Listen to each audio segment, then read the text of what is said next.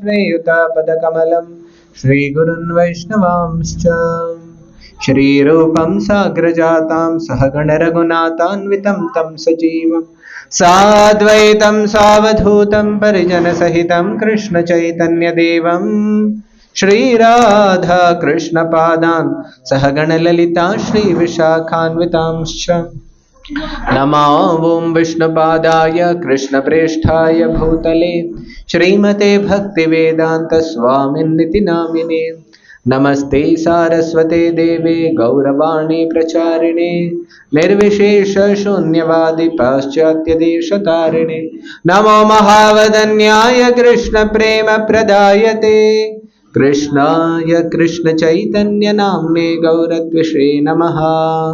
हे कृष्ण करुणा सिंधु जगत्पते गोपेश गोपिका कांत राधा कांत नमोस्तुते तप्त कांचन गौरांगी राधे वृंदावनेश्वरी वृषभानुसुते देवी प्रणमामि हरिप्रिये वाञ्छाकल्पतरुभ्यश्च कृपा सिन्धुभ्य च पतितानां पावनेभ्यो वैष्णवेभ्यो नमो नमः।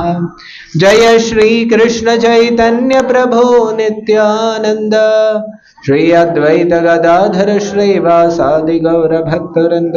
हरे कृष्ण कृष्ण कृष्ण हरे हरे हरे राम राम राम हरे हरे।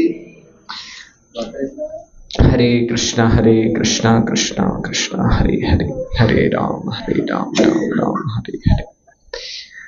सबको सुनाई दे रहा है? आज भक्तों के आज्ञा के द्वारा मुझे हिंदी में बोलना पड़ रहा है। तो भक्तों को जब हम संतुष्ट करते हैं भगवान भी संतुष्ट हो जाते हैं।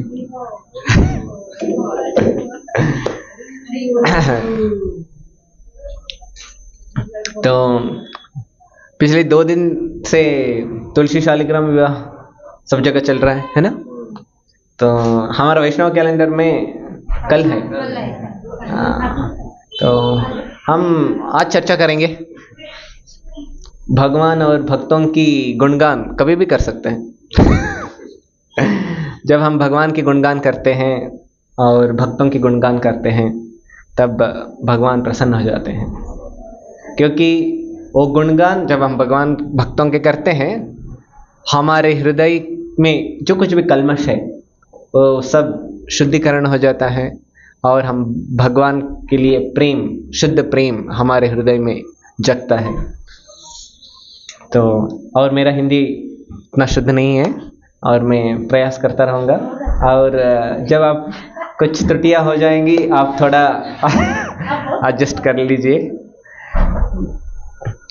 और हम आज तुलसी के महत्व के बारे में चर्चा करेंगे और तुलसी शालिग्राम विवाह के बारे में और बहुत कुछ तुलसी के बारे में हम आज चर्चा करेंगे।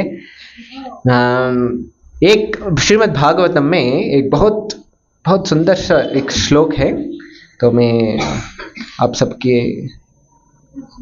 समक्ष में आपको प्रस्तुत करूंगा।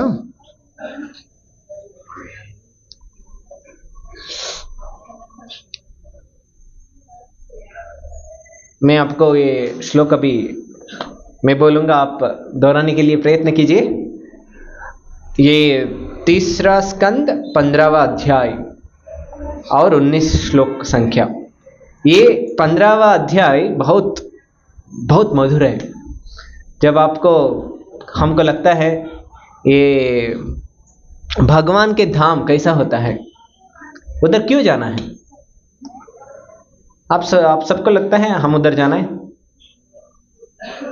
मुझे आपके चेहरे देखकर मुझे लग रहा है आपको उतना उत्साह नहीं है। उत्साह है भगवान के धाम जाने के लिए?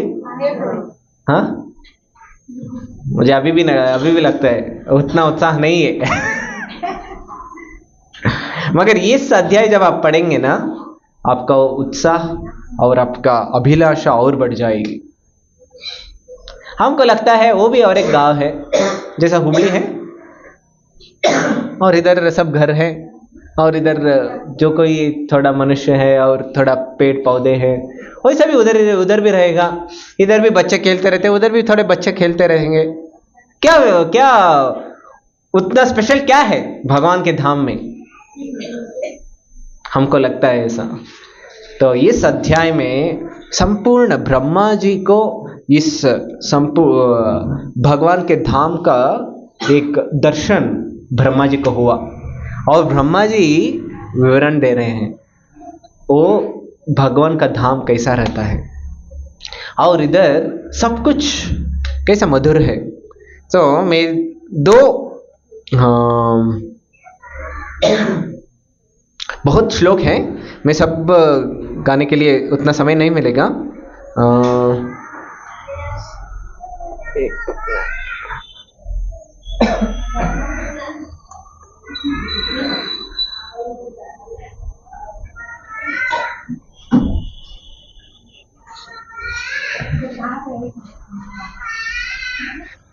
भगवान के धाम में कोई भी ईर्ष्या नहीं रहेगी, और सब जीवों में एक सामरस्य रहेगा, और सब स्वार्थ, कोई भी अपने सिर्फ स्वार्थ के लिए नहीं जीते हैं, सब दूसरों को संतुष्ट करने के लिए जीते हैं, और सब जीव दूसरों को भगवान के पास में भेजते हैं और वो पीछे रहते हैं।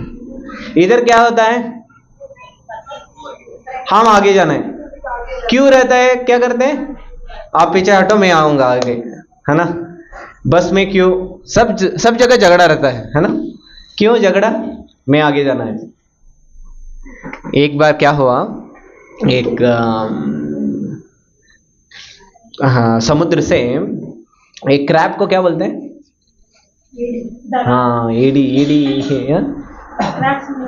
क्रैब, वो केकड़ा, हाँ बहुत सारे केकड़े। वो एक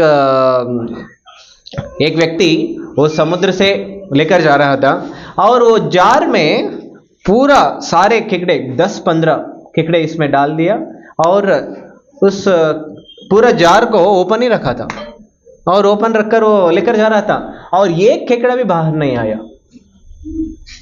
सबको आश्चर्य हो रहा था, 10-15 है और लेकर जा रहे, एक भी बाहर नहीं आ रहा है। पता है क्यों? जब एक केकड़ा ऊपर चलता रहता है, सब दूसरे 15 केकड़े उसको खींचते हैं। तू आगे क्यों जा रहा है, हम सबको छोड़कर आप आगे जा रहे हैं? नहीं, हम सब मिलके जाना है, जाएंगे तो नहीं, सब इधर ही रुकेंगे। ऐसे सब केकड़े उधर ही थे और एक भी बाहर नहीं आया। इसको बोलते हैं क्या, ईर्ष्या। जब ये कोई आगे जाता है, हमको सहन नहीं करने, हमको सहन नहीं कर पाएंगे। तो इस भौतिक जगत का एक लक्षण है कि हर जीवी के हृदय के भीतर ये ईर्ष्या भावना है, और अंतिम में ये ईर्ष्या भावना किधर है, किनके प्रति है, भगवान के प्रति है। तो इसीलिए हम सब भौतिक जगत में आ गए हैं। जब हम ये ईर्ष्या भावना से कितना हम ऊपर उठते हैं, उतना हमारे हृदय में प्रेम जगता है, और उतना ही नहीं, हम सभी जीवों को आदर दे सकते हैं और उनके ऊपर दया कर सकते हैं, और भगवान के प्रति हम प्रेम जगा सकते हैं। आध्यात्मिक जगत में जीरो एनवी मतलब इंग्लिश में द्वेष ईर्ष्या के लिए क्या बोलते हैं, एनवी, और इंग्लिश में एनवी मतलब नो वैकेंसी। जब हमारे हृदय में एनवी रहता है, द्वेष रहता है, तब आध्यात्मिक जगत में हम के लिए वैकेंसी नहीं रहता है।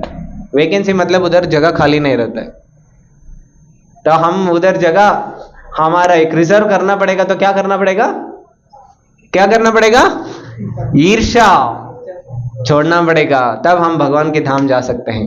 तो मैं अभी आपको आध्यात्मिक जगत के बारे में 1-2 श्लोक बताऊंगा। एक के पक्षियों के बारे में और एक है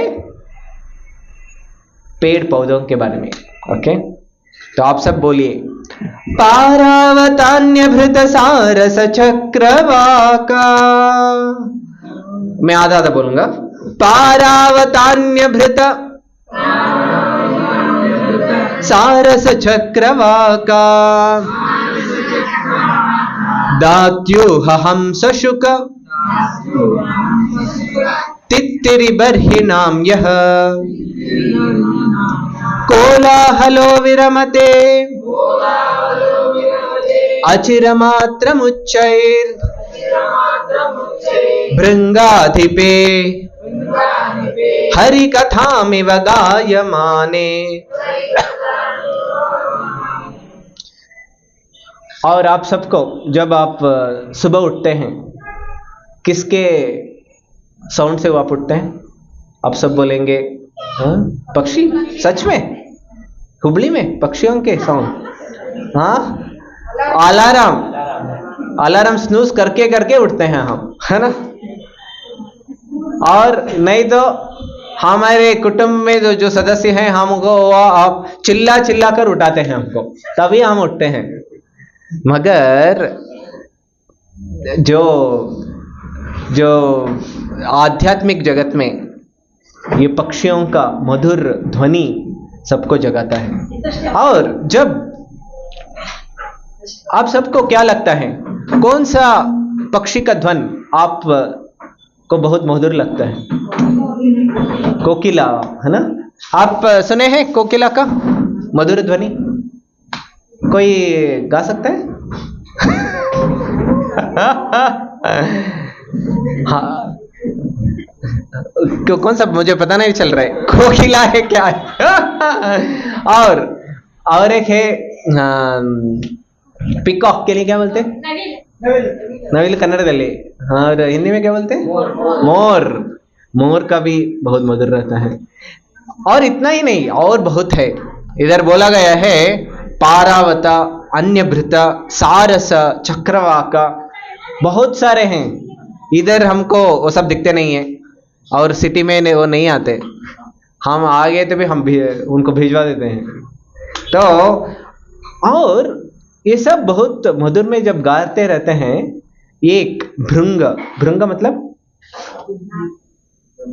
भ्रमर, हाँ भौरा, ये जब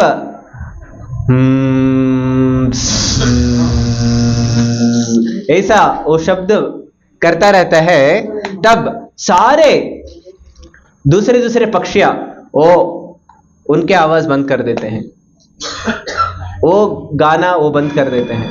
क्यों? क्योंकि ये भौरा क्या कर रहा है? हरि कथा इव गायमाने।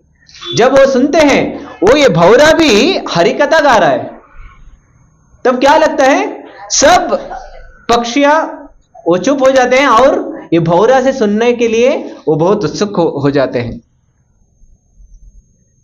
उन सबको लगता है ना, मैं ये भौरा से बहुत ज्यादा, मैं बहुत अच्छा गा सकता हूं, मगर फिर भी वो बंद कर रहे हैं और भौरा को सुन रहे हैं। तो इसको बोलते हैं क्या? बिना द्वेष, बिना ईर्ष्या।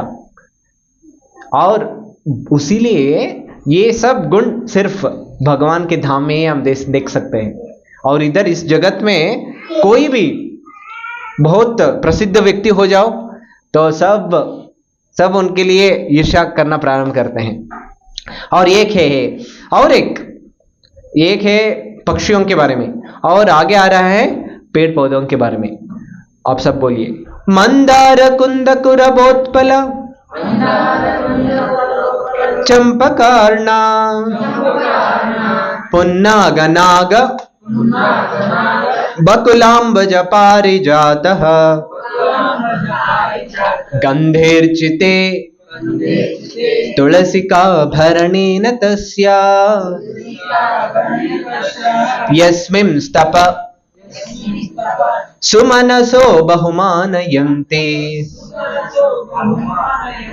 इधर दूसरे पेड़ों के बारे में बोल रहे हैं। अभी कौन से पेड़ बहुत मंगलकर है? जब शिवरात्रि आता है, भगवान को कौन सा? बेलपत्र।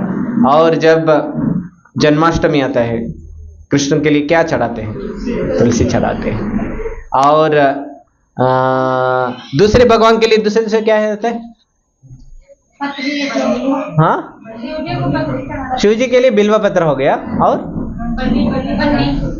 बन्नी भी दीपावली के समय में, दशहरा के समय में।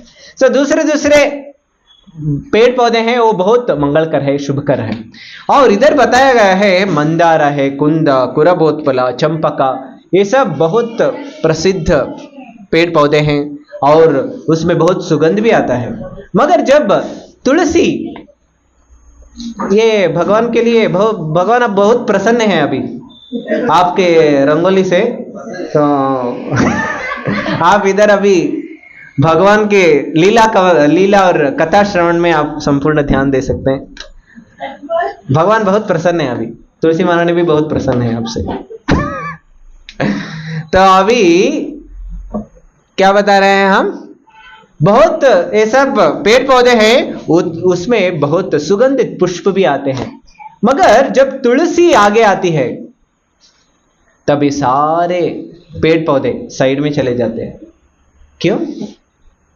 उन सबको पता है तुलसी का विशेष तपस्या जो तुलसी किया है, उसीलिए भगवान और भगवान के सब भक्त उनको बहुत आदर देते हैं और उनको फ्रंट सीट में भेजते हैं और उनको बोलते हैं आप जाओ, आप भगवान के लिए आप भगवान को संतुष्ट करो। देखिए, इसको बोलते हैं आध्यात्मिक, क्या बोलते हैं, संस्कृति।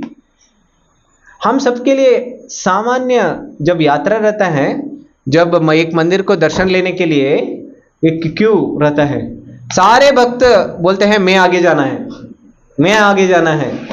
और जब प्रसाद का क्यू रहता है, क्या बोलते हैं सब? मैं फर्स्ट रहना है। अब जब सेवा के लिए अवसर मिलता है तब क्या होता है? प्रभु जी आप पहले। ये है वैष्णव संस्कृति, पहले आप। ये भौतिक बुद्धि है, भौतिक दृष्टिकोण है। भौतिक दृष्टिकोण क्या है? भोग वृत्ति है। और आध्यात्मिक दृष्टिकोण क्या है? सेवा वृत्ति। जब आपको एक, हम सब के लिए एक स्पेशल 10 केक दिया गया हो, सोचिए आप सबके लिए एक पैकेट 10 केक दिया गया है, ओके। और उसमें एक केक में एक चेर्री है। चेर्री पता है? चेर्री, हाँ, वो ये सिर्फ एक केक में है। हाँ, आप भक्त बोलते हैं प्रभु जी ये आप लीजिए और दूसरे सब सारे भक्तों को आप शेयर कर दीजिए। तब हम क्या करेंगे?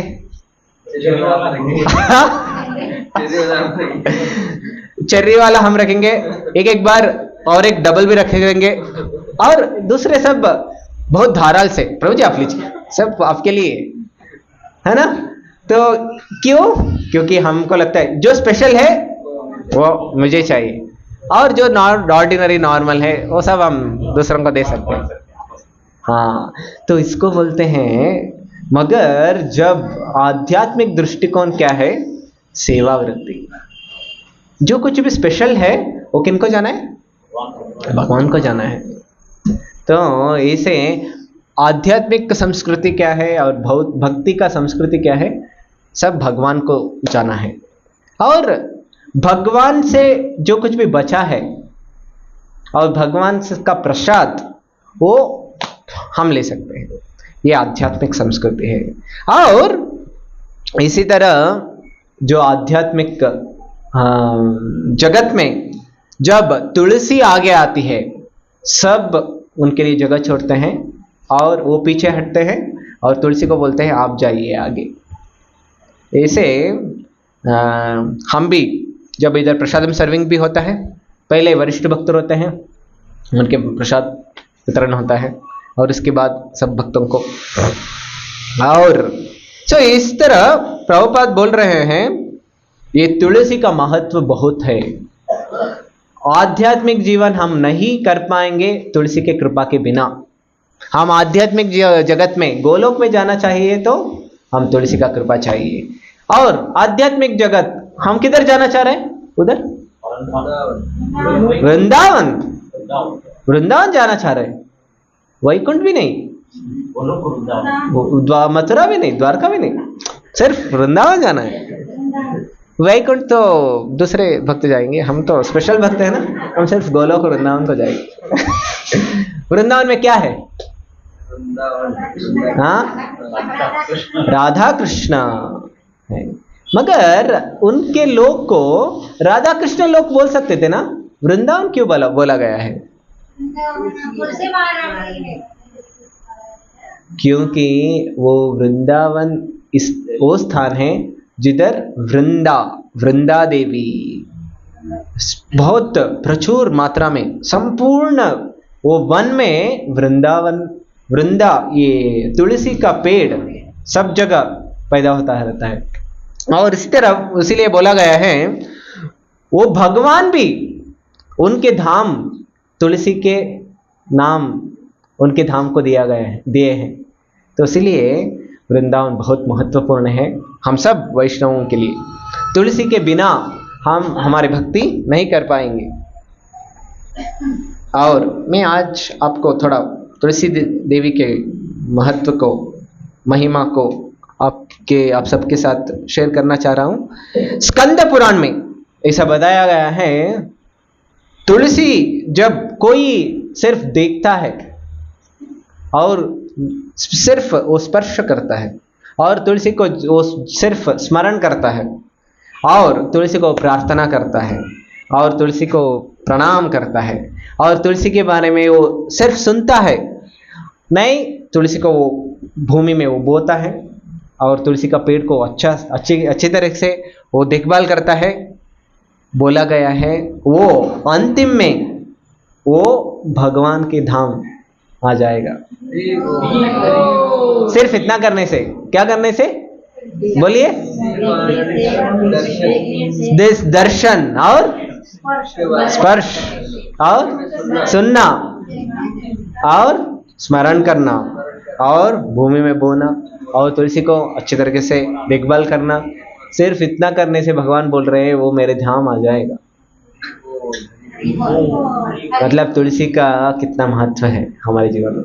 आप कितने भक्तों के घर में तुलसी माला, तुलसी का पेड़ है आपके घर के सामने?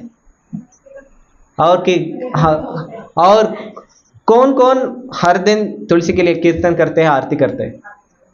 आरती करते हैं, कीर्तन करते हैं, तुलसी का कीर्तन आधा आ रहा है हाथ। तो आप सब के लिए आज हम तुलसी का कीर्तन कैसे करेंगे, तुलसी के लिए पूजा कैसे करेंगे, हम सब आपके लिए आज दिखाएंगे।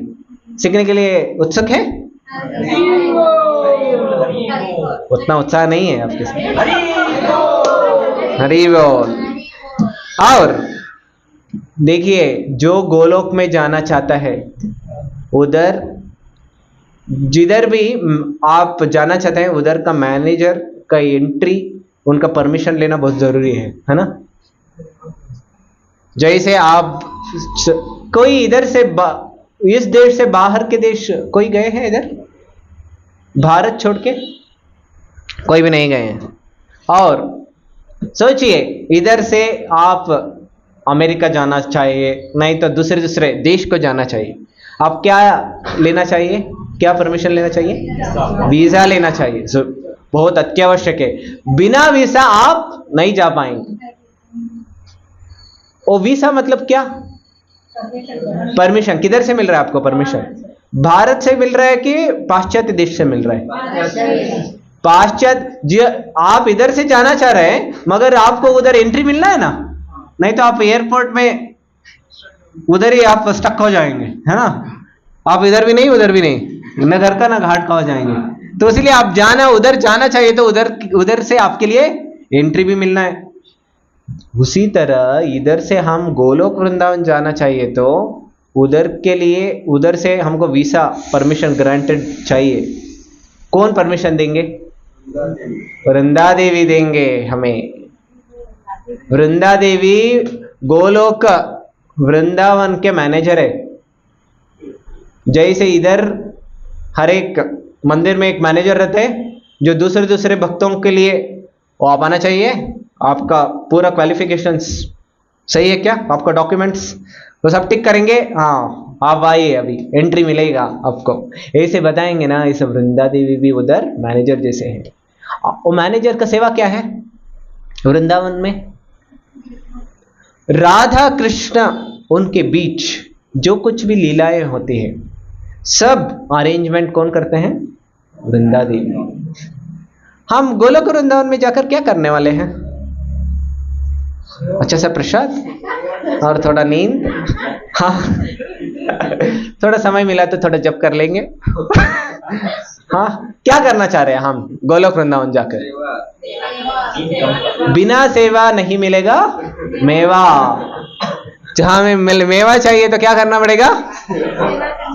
और उधर नींद आवश्यक नहीं है क्योंकि उधर भौतिक शरीर ही नहीं है।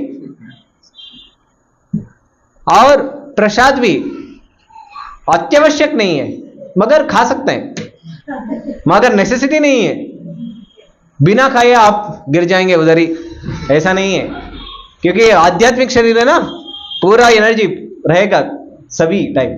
तो अभी उधर आध्यात्मिक जगत में जाकर क्या करने वाले हैं हम?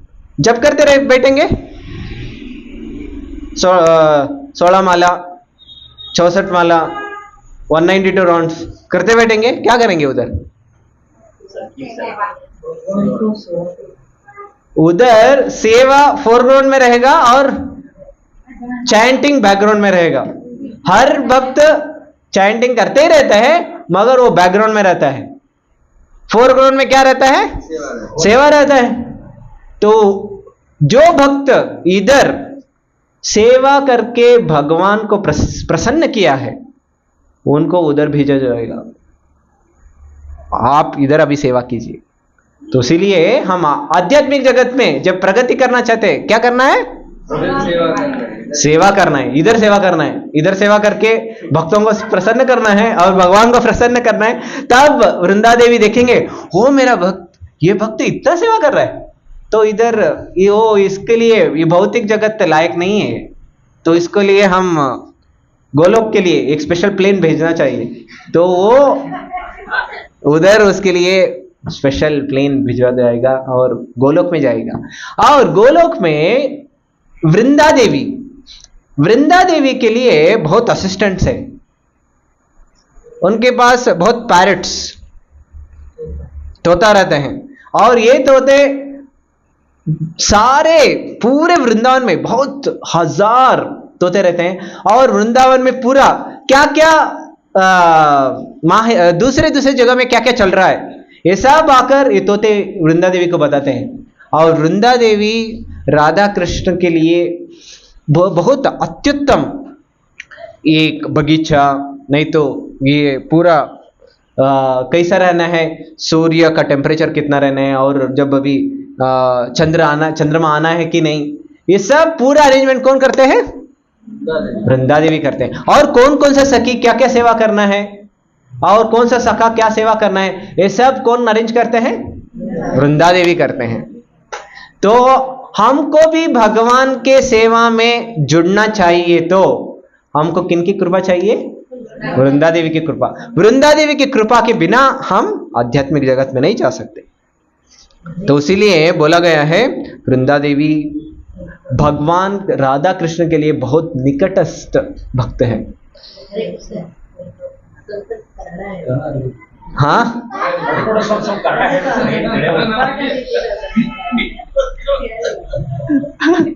मैं क्या बोलना है अभी पता नहीं है, कन्नड़ बोलना है कि हिंदी?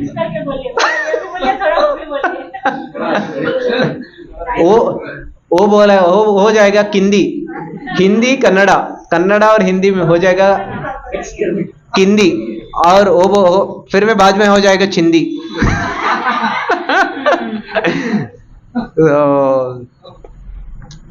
ಕನ್ನಡದಲ್ಲಿ ಹೇಳಬೇಕು?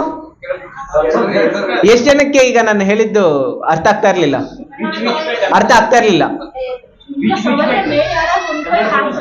ಹಾ, ಎಷ್ಟು ಜನಕ್ಕೆ ಅರ್ಥ ಆಗಿಲ್ಲ? 1 2 ನಿಮ್ಗೂ ಅರ್ಥ ಆಗಿಲ್ಲ? ಒಂದಾಜಿ ಅರ್ಥ ಆಗುತ್ತೆ.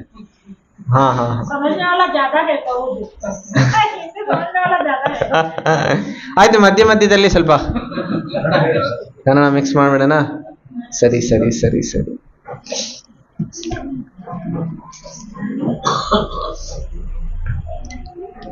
ನಾನು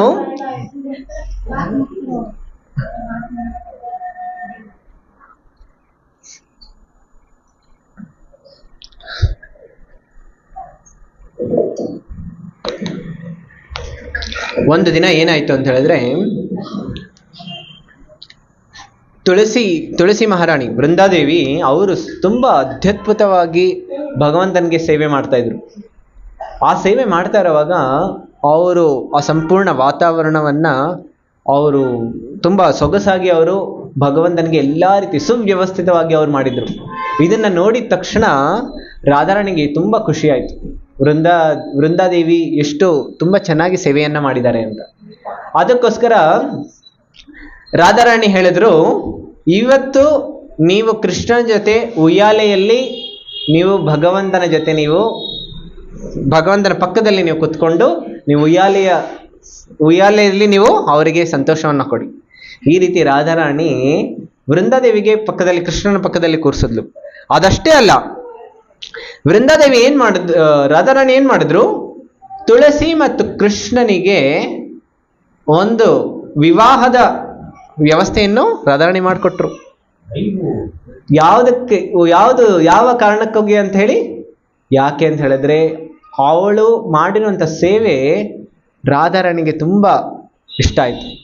ಅದಕ್ಕೋಸ್ಕರ ನೋಡಿ ರಾಧಾರಾಣಿಯ ಭಾವನೆ ಹೇಗಿದೆ ಅಂತ ಹೇಳಿದ್ರೆ, ಯಾರಾದ್ರೂ ಒಬ್ರು ಭಕ್ತರು ತುಂಬಾ ಚೆನ್ನಾಗಿ ಸೇವೆಯನ್ನ ಮಾಡ್ತಾ ಇದ್ರೆ ರಾಧಾರಾಣಿಗೆ ಅನ್ಸುತ್ತೆ, ಈ ಭಕ್ತ ನನಗಿಂತ ಉತ್ತಮವಾಗಿದ್ದಾನೆ, ಅದಕ್ಕೋಸ್ಕರ ಇವನು ಕೃಷ್ಣನಿಗೆ ತುಂಬಾ ಪ್ರಿಯನಾಗಿದ್ದಾನೆ. ಅದಕ್ಕೋಸ್ಕರ ರಾಧಾರಾಣಿ ಕೃಷ್ಣನಿಗೆ ರೆಕಮೆಂಡ್ ಮಾಡ್ತಾಳೆ, ಈ ಭಕ್ತ ನನಗಿಂತ ಉತ್ತಮವಾಗಿದ್ದಾನೆ, ದಯವಿಟ್ಟು ಇವರನ್ನ ಸ್ವೀಕಾರ ಮಾಡ್ಕೊಳ್ಳಿ. ಸೊ ಆ ರೀತಿ ರಾಧಾರಾಣಿಯ ಹೃದಯ ಯಾವಾಗಲೂ ಕರುಣೆಯಿಂದ ತುಂಬಿರುತ್ತೆ.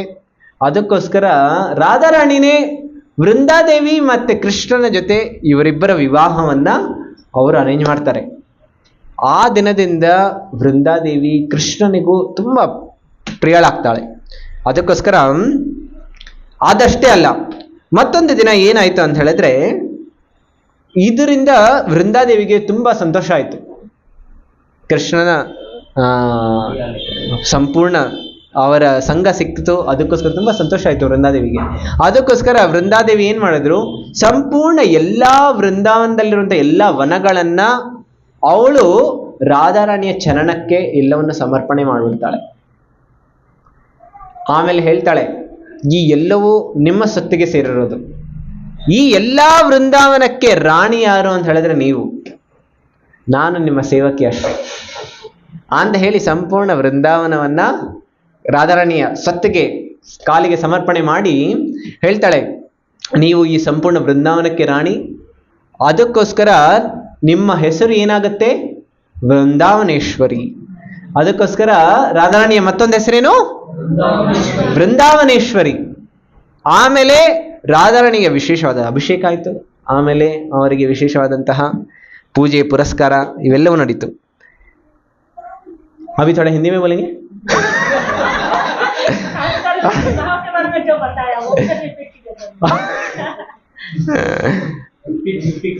हाँ, अभी हम बोलेंगे इस कलयुग में वृंदा देवी को कैसे आह्वान किया गया और श्री चैतन्य महाप्रभु के आविर्भाव होने के लिए, इस जगत में अवतरित होने के लिए तुलसी बहुत महत्वपूर्ण भी है. कैसे चैतन्य महाप्रभु कैसे आए और इसके पीछे इसका कनेक्शन तुलसी महारानी से कैसे है. हाँ, मैं आपको एक श्लोक बताऊंगा, आप सब भी बोल सकते हैं.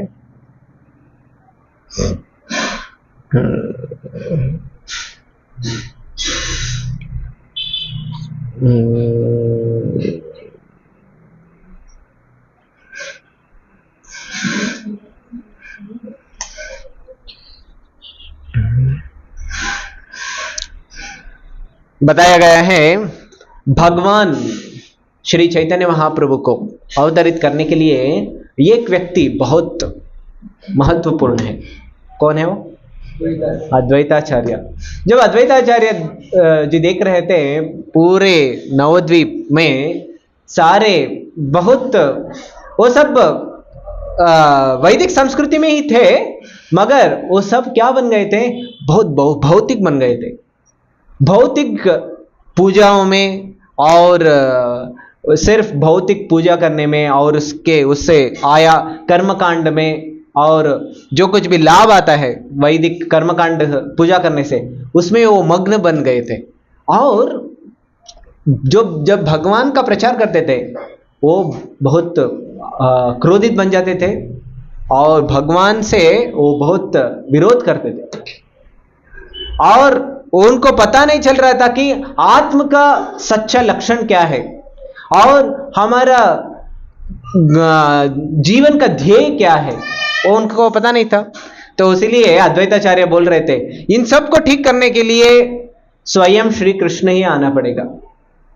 हम सब प्रचार करके कुछ फायदा होने वाला नहीं है। प्रचार करते रहते हैं ना, हम बोलते रहते हैं आप आइए मंदिर आइए मंदिर आइए, और जय जगन्नाथ स्वामी प्रभु अद्वैतनाथ प्रभु कॉल करके बोलते रहते हैं प्रभु जी आज कल रविवार है और संडे फिस्ट है, जरूर आइए जरूर आइए। वो सारे भक्त सोचते रहते हैं प्रभु जी रविवार बहुत आते रहते हैं और स्पेशल क्या है, हम बहुत काम है घर में और बहुत सारे फंक्शन भी हैं हमारे, तो हम जाना पड़ेगा। तो ऐसे हम बहुत उतना सीरियसली नहीं लेते। तो हाँ, वीकेंड हमको थोड़ा सोने के लिए ज्यादा टाइम चाहिए पूरा हफ्ता हम काम किए हैं तो एक दिन तो छुट्टी चाहिए। मगर जब अद्वैताचार्य देख रहे थे इन सबको ठीक करने के लिए और इन सबको आध्यात्मिक जीवन में लाने के लिए एक ही व्यक्ति वो कर सकता है, वो साक्षात श्री कृष्ण। तो इसीलिए वो सोच रहे थे श्री कृष्ण को कैसे बुलाएं अभी, वो तो सुनते नहीं है। विष्णु क्या कर रहे हैं उधर? योग निद्रा में है। और कृष्ण क्या कर रहे हैं? और वेणु बजाने में वो मग्न है और उनके सखों के साथ वो खेलने में मजा करने में ही और गोपियों के साथ नृत्य करने में वो संपूर्ण मग्न है। और अद्वैताचार्य का प्रार्थना वो कैसे सुनेंगे? तो इसीलिए अद्वैताचार्य को लगा मेरा प्रार्थना कितना तीव्र होना है, श्री कृष्ण को वो गोलोक धाम में मेरा प्रार्थना सुनाई देना है, उधर सुनना है, भगवान श्री कृष्ण के कान वो पहुंचना है। कैसे पहुंचेगा? कौन सा फ्लाइट जाएगा इधर से गोलोक? गोलोक एक्सप्रेस कौन सा जाएगा? आप इस चार्ट में नहीं है, और एक चार्ट है उधर। ये इस भौतिक जगत और आध्यात्मिक जगत कनेक्ट करने के लिए एक धागा है। कौन सा धागा है वो? एक ही, सिर्फ एक मंत्र, वो आपको इधर से डायरेक्ट वो मंत्र के ऊपर आप चढ़कर आप सवारी कर सकते हैं। हरे कृष्णा कृष्णा कृष्णा हरे हरे, हरे राम राम राम हरे हरे। वो है हरे कृष्ण महामंत्र। गोलोकेर प्रेम धन हरि नाम संकीर्तन। बोला गया है ये हरि नाम संकीर्तन इस जगत का नहीं है। हम सबको लगता है तो बहुत सारे मंत्र है, ये भी है और एक है, मगर इस मंत्र सामान्य मंत्र नहीं है, ये डायरेक्ट गोलोक से इंपोर्ट हुआ है। बहुत सारे, आपका मोबाइल फोन किधर से इंपोर्ट हुआ है? Made in China. Made in Bharat और थर्ड क्लास रहेगा, हमको सिर्फ मेड इन चाइना चाहिए, है ना। मगर ये हरे कृष्ण महामंत्र क्या है? मेड इन गोलोक वो गोलोक से इंपोर्ट हुआ है और गोलोक से हमको वो महामंत्र आ रहा है। सिर्फ हम क्या करना है, वो साक्षात्कार हम हमारे पास नहीं है। हम सबको लगता है ये भी और एक शब्द है। और अद्वैताचार्य को लगता था अभी मैं श्री कृष्ण का ध्यान मेरे ऊपर खींचना है, तो मेरे प्रार्थनाओं उनके पास पहुंचना है, तो मैं क्या करना पड़ेगा? अभी मैं एक विशेष पूजा में एक संकल्प लेना पड़ेगा। क्या है उस पूजा संकल्प? वो जब एक शास्त्र पढ़ रहे थे, वो शास्त्र का नाम है गौतमीय तंत्र। वो शास्त्र जब पढ़ रहे थे उनको एक श्लोक ध्यान में आया। वो श्लोक मैं अभी बोलूंगा। आपको क्या लगता है? आप भगवान का ध्यान आपके ऊपर खींचना चाहते हैं? आपके प्रार्थना भगवान के पास पहुंचना आपका उत्साह है? तो आपको उत्साह है तो जोर से बोलिए हरि बोल। तो ये श्लोक मैं आपको अभी सीक्रेट अभी रिलीज कर रहा हूं, तो आप ध्यानपूर्वक सुनिए और ये श्लोक आप उच्चारण कीजिए मेरे पीछे। तुलसी दल मात्रेण जलस्य चुलुकेन वा विक्रीणिते स्वमात्मानं भक्तेभ्यो भक्तवत्सलः। ये 3 बार हम बोलेंगे क्योंकि हम कंठस्थ करने के लिए प्रयत्न करेंगे। पहले मैं आप सबको इसका अर्थ बता देता हूं, उसके बाद हम एक कंठस्थ करेंगे। तुलसी दल मात्रेण। तुलसी दल मात्र मतलब सिर्फ तुलसी दल, और जलस्य चुलुकेन वा। जलस्य मतलब कौन सा जल है? गंगा जल। गंगा जल और तुलसी, सिर्फ ये दोनों से क्या करेंगे? तो शालिग्राम का अभिषेक किया गया हो हमारे घर में। सिर्फ ये दोनों गंगा जल और तुलसी दल से हम भगवान का शालिग्राम का हम अभिषेक करेंगे। क्या हो जाएगा? विक्रीणिते स्वात्मानं। भगवान बोल रहे हैं मैं बिक जाऊंगा। किनको? भक्तेभ्यो भक्तवत्सलः। जो भक्त ये सेवा कर रहा है मुझे। कितना करोड़ रुपए चाहिए आपको ये पूजा करने के लिए? हाँ, क्या चाहिए? हृदय चाहिए, है ना? इच्छा चाहिए। सिर्फ इतना करने से भगवान क्या बोल रहे हैं? मैं उस भक्तों से बिक जाऊंगा। बिक जाऊंगा मतलब सोल्ड आउट। जो भक्त बोलेगा मैं करूंगा। जो भक्त बोलेगा आप इधर जाके मुझे धनिया पत्ते लेकर आओ, भगवान जाएंगे धनिया पत्ते लेकर आएंगे आपके लिए। जो बोलेंगे आप भगवान करेंगे। क्यों? क्योंकि भगवान भक्त वत्सल है। वो भक्ति से वो बिक जाएंगे। भक्ति से हमें करना है सिर्फ तुलसी दल और गंगा जल से। भगवान को जब हम पूजा अर्पण करेंगे हर दिन भगवान, इसीलिए हमारे हर घर में भगवान के लिए एक स्पेशल ऑल्टर रन है। आप कितने भक्तों के घर में ऐसा ऑल्टर आपके घर में है ऑलरेडी? सिर्फ 2 भक्तों के घर में है। एक्चुअली भगवान बोलते हैं उनके ऑल्टर देवता मंदिर कैसा रहना है। सिर्फ भगवान को नहीं रखना है, उनके भक्तों को भी रखना है ना? सिर्फ हम भगवान को पूजा करेंगे तो भगवान बोलेंगे आप मुझे डायरेक्ट पूजा करेंगे। हम भगवान को डायरेक्ट अप्रोच नहीं कर सकते। कैसे अप्रोच कर सकते हैं? भक्तों के द्वारा ही अप्रोच कर सकते हैं हम। उनके आचार्यगण है, गुरुगण है। जब हम गुरुगण के द्वारा हम भगवान का चरण छूने के लिए जाते हैं, जब भगवान बिक जाएंगे। तो इसीलिए ये पूरा ऑल्टर सेटअप हम सब घर में चाहिए। मैं भी अद्वैतनाथ चर्चा कर रहे थे पिछले महीने। हम भक्तों के लिए एक ऐसा ऑल्टर, छोटा सा ऑल्टर घर में रखने के लिए, इतना, एक राधा माधव का फोटो और एक गौरनिताई का फोटो और एक नरसिम्हदेव और एक ये पंचतत्व और गुरु परंपरा, ऐसा रहेगा तो सारे भक्त एक किट, ऑल्टर किट, जैसा फर्स्ट एड किट आता है ना ऐसा हर भक्तों को देने के लिए, है ना। आप सबको हम ऐसा किट रेडी करे तो कितने लोग चाहते हैं वो लेने के लिए? सब चाहते हैं?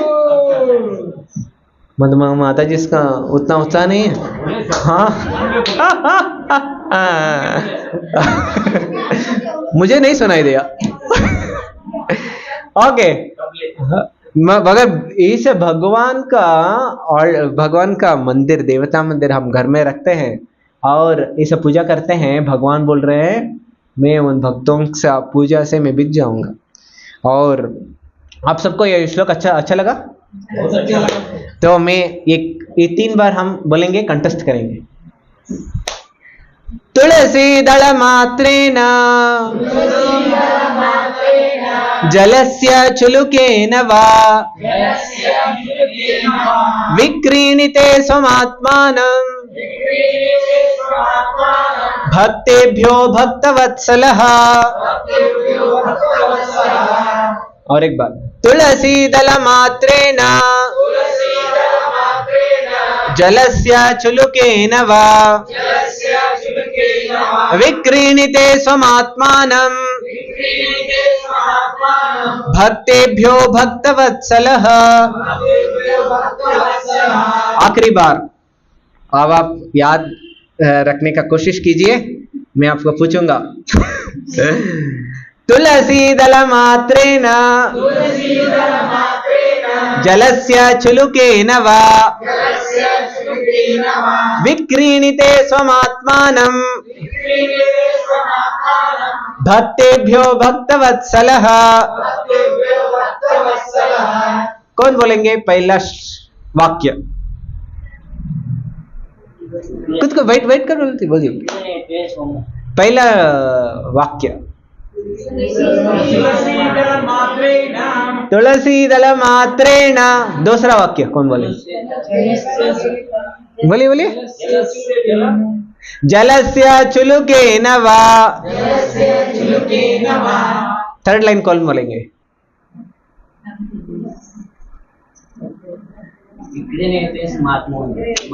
हरि बोला, विक्रीणिते स्वमात्मानं। और लास्ट लाइन,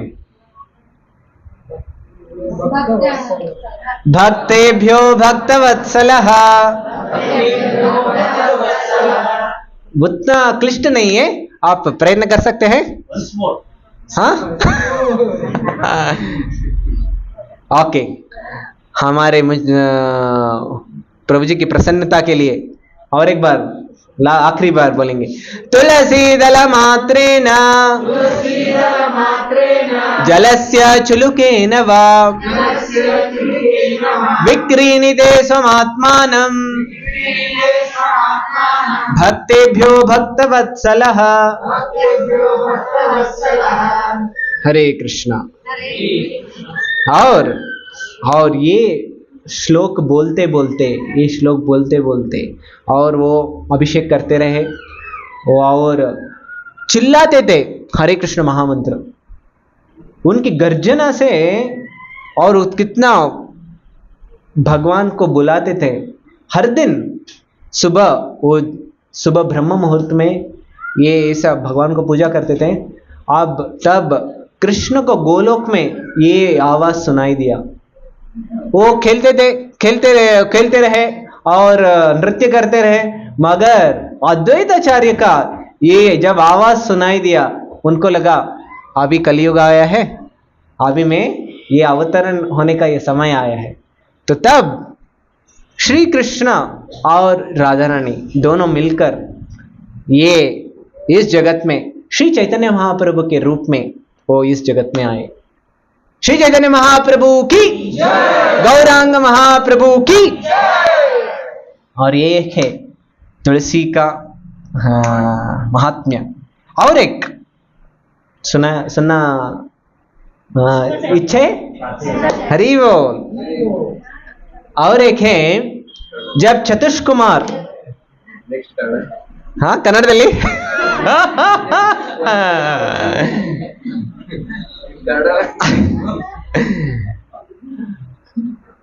कौन सा भाषा में बोलना है?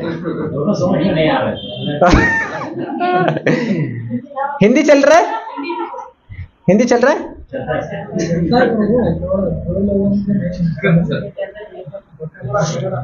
ಕನ್ನಡದಲ್ಲಿ ಹೇಳಬೇಕು ಸ್ವಲ್ಪ. ಆಯ್ತು. ಒಂದು ದಿನ 4 ಕುಮಾರರು, ಇವರು ಅನ್ನಿಸ್ತಾ ಇತ್ತು ನಾವು ಸಂಪೂರ್ಣ ಬ್ರಹ್ಮಾಂಡದಲ್ಲಿ ಎಲ್ಲಾ ಕಡೆ ತಿರುಗಾಡ್ತಾ ಇದೀವಿ ಅಂತ. ಒಂದು ದಿನ ಅವರು ನೇರ ವೈಕುಂಠಕ್ಕೆ ಎಂಟ್ರಿ ಮಾಡಿದ್ರು. ಸಾಮಾನ್ಯವಾಗಿ ನಮಗೆಲ್ಲ ಆ ರೀತಿ ಹೋಗೋದಕ್ಕೆ ಆಗೋದಿಲ್ಲ ಅಲ್ಲ, ಈ ಜಗತ್ತೇ ಭೂಮಿನೇ ಬಿಟ್ಟು ಹೋಗೋದಕ್ಕೆ ಆಗ್ತಾ ಇಲ್ಲ. ಇನ್ನು ಕೆಲವರು ಚಂದ್ರಕ್ಕೆ ಹೋಗಿ ಟಚ್ ಮಾಡ್ಬಿಟ್ಟು ಬಂದ್ಬಿಡ್ತಾರೆ ಅಷ್ಟೇ, ಅಲ್ಲಿರೋದಕ್ಕೇನಾಗೋದಿಲ್ಲ. ಆದ್ರೆ ಇವರು ಅಷ್ಟೇ ಅಲ್ಲ, ಈ ಭೌತಿಕ ಜಗತ್ತು ಬಿಟ್ಟು ಆಧ್ಯಾತ್ಮಿಕ ಜಗತ್ತಿನಲ್ಲಿ ವೈಕುಂಠದಲ್ಲಿ ಒಂದು ದಿನ ಅವರು ಹೋದ್ರು. ವೈಕುಂಠದಲ್ಲಿ ಎಷ್ಟು ಬಾಗಿಲುಗಳಿವೆ? ನೀವೆಲ್ಲ ಹೇಳ್ತೀರಿ ಪ್ರಭುಜಿ ನಾವು ಒಂದ್ಸಲನೂ ಹೋಗಿಲ್ಲ, ಹೆಂಗ್ ಗೊತ್ತಿದೆ ನಮಗೆ? ಎಷ್ಟು ಬಾಗಿಲುಗಳಿವೆ? 7 ಬಾಗಿಲುಗಳಿದೆ. ಯಾರು ದ್ವಾರಪಾಲಕರು? ಜಯ ವಿಜಯ. ಅವ್ರಿಗೆ ಬರೀ 2 ಕೈ ಇಲ್ಲ, 4 ಕೈಗಳಿದೆ.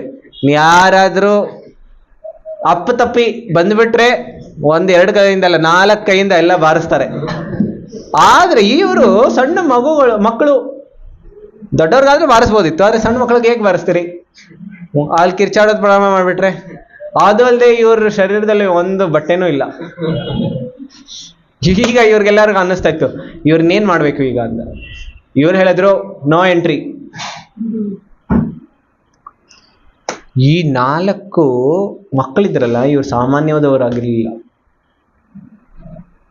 ಇಲ್ಲೇ ಅಕಸ್ಮಾತ್ ಯಾರಾದ್ರೂ 4 ಮಕ್ಕಳು ಬರ್ತಾರೆ, ಒಂದು ಡ್ರೆಸ್ ಹಾಕೊಳ್ದೆ. ನಮ್ಮ ಜೈ ಜಗನ್ನಾಥ ಸ್ವಾಮಿಬ್ರು ಅದ್ವೈತನಾಥರು ಇರ್ತಾರೆ, ಏನ್ ಮಾಡ್ತಾರೆ?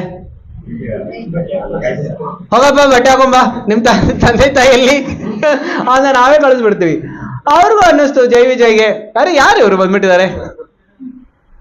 ಆದ್ರೆ ಇವ್ರ ತಂದೆ ಬ್ರಹ್ಮಾಜಿಗೆ ಹೋಗಿ ಹೇಳೋದಕ್ಕಾಗೋದಿಲ್ಲ. ಅದಕ್ಕೋಸ್ಕರ ಇವ್ರಿಗೆ ಎಂಟ್ರಿ ಬಂದ್ ಮಾಡ್ಬಿಟ್ರು. ಈ 4 ಮಕ್ಕಳು ನೋಡೋದಕ್ಕೆ ಮಕ್ಕಳ ತರ ಕಾಣಿಸ್ತಾ ಇದ್ರು ಅಷ್ಟೇ, ಆದರೆ ಅವರ ಮನಸ್ಸು, ಅವರ ಚೇತನ ಎಲ್ಲವೂ ತುಂಬಾ ಏನ್ ಹೇಳ್ತಾರೆ, ಸಂಪೂರ್ಣ ಆಧ್ಯಾತ್ಮಿಕ ಸಾಕ್ಷಾತ್ಕಾರ ಅವ್ರಿಗಾಗಿತ್ತು. ಅದಕ್ಕೋಸ್ಕರ ಇವ್ರಿಗೆ ತುಂಬಾ ಕೋಪ ಬಂದ್ಬಿಡ್ತು. ಅವ್ರಿಗೆ ಅನ್ನಿಸ್ತಾ ಇತ್ತು, ನೀವು ಜೈ ವಿಜಯ್ ಅವ್ರನ್ನ ನೋಡ್ಬಿಟ್ಟು ಇವ್ರಿಗೆ ಈ 4 ಮಕ್ಕಳಿದ್ದಲ್ಲ, ಇವರೆಲ್ಲ ಋಷಿಮುನಿಗಳು. ಅವ್ರಿಗೆ ಹೇಳ್ತಾರೆ ಚತುಷ್ಕುಮಾರರು ಅಂತ. ಇವೆಲ್ಲ 4 ಋಷಿಗಳಿದ್ರು. ಇನ್ನು ಋಷಿಗಳ ಹೆಸರೇನು? ಸನಕ, ಸನಾತನ, ಸನತ್ ಕುಮಾರ ಮತ್ತು ಸನಂದನ. ಈ 4 ಜನ ಋಷಿಗಳು. ಇವರು ಈ ರೀತಿ ವೈಕುಂಠಕ್ಕೆ ಬಂದಾಗ ಜೈ ವಿಜಯ್ ಅವರನ್ನ ನಿಲ್ಲಿಸ್ಬಿಟ್ರು.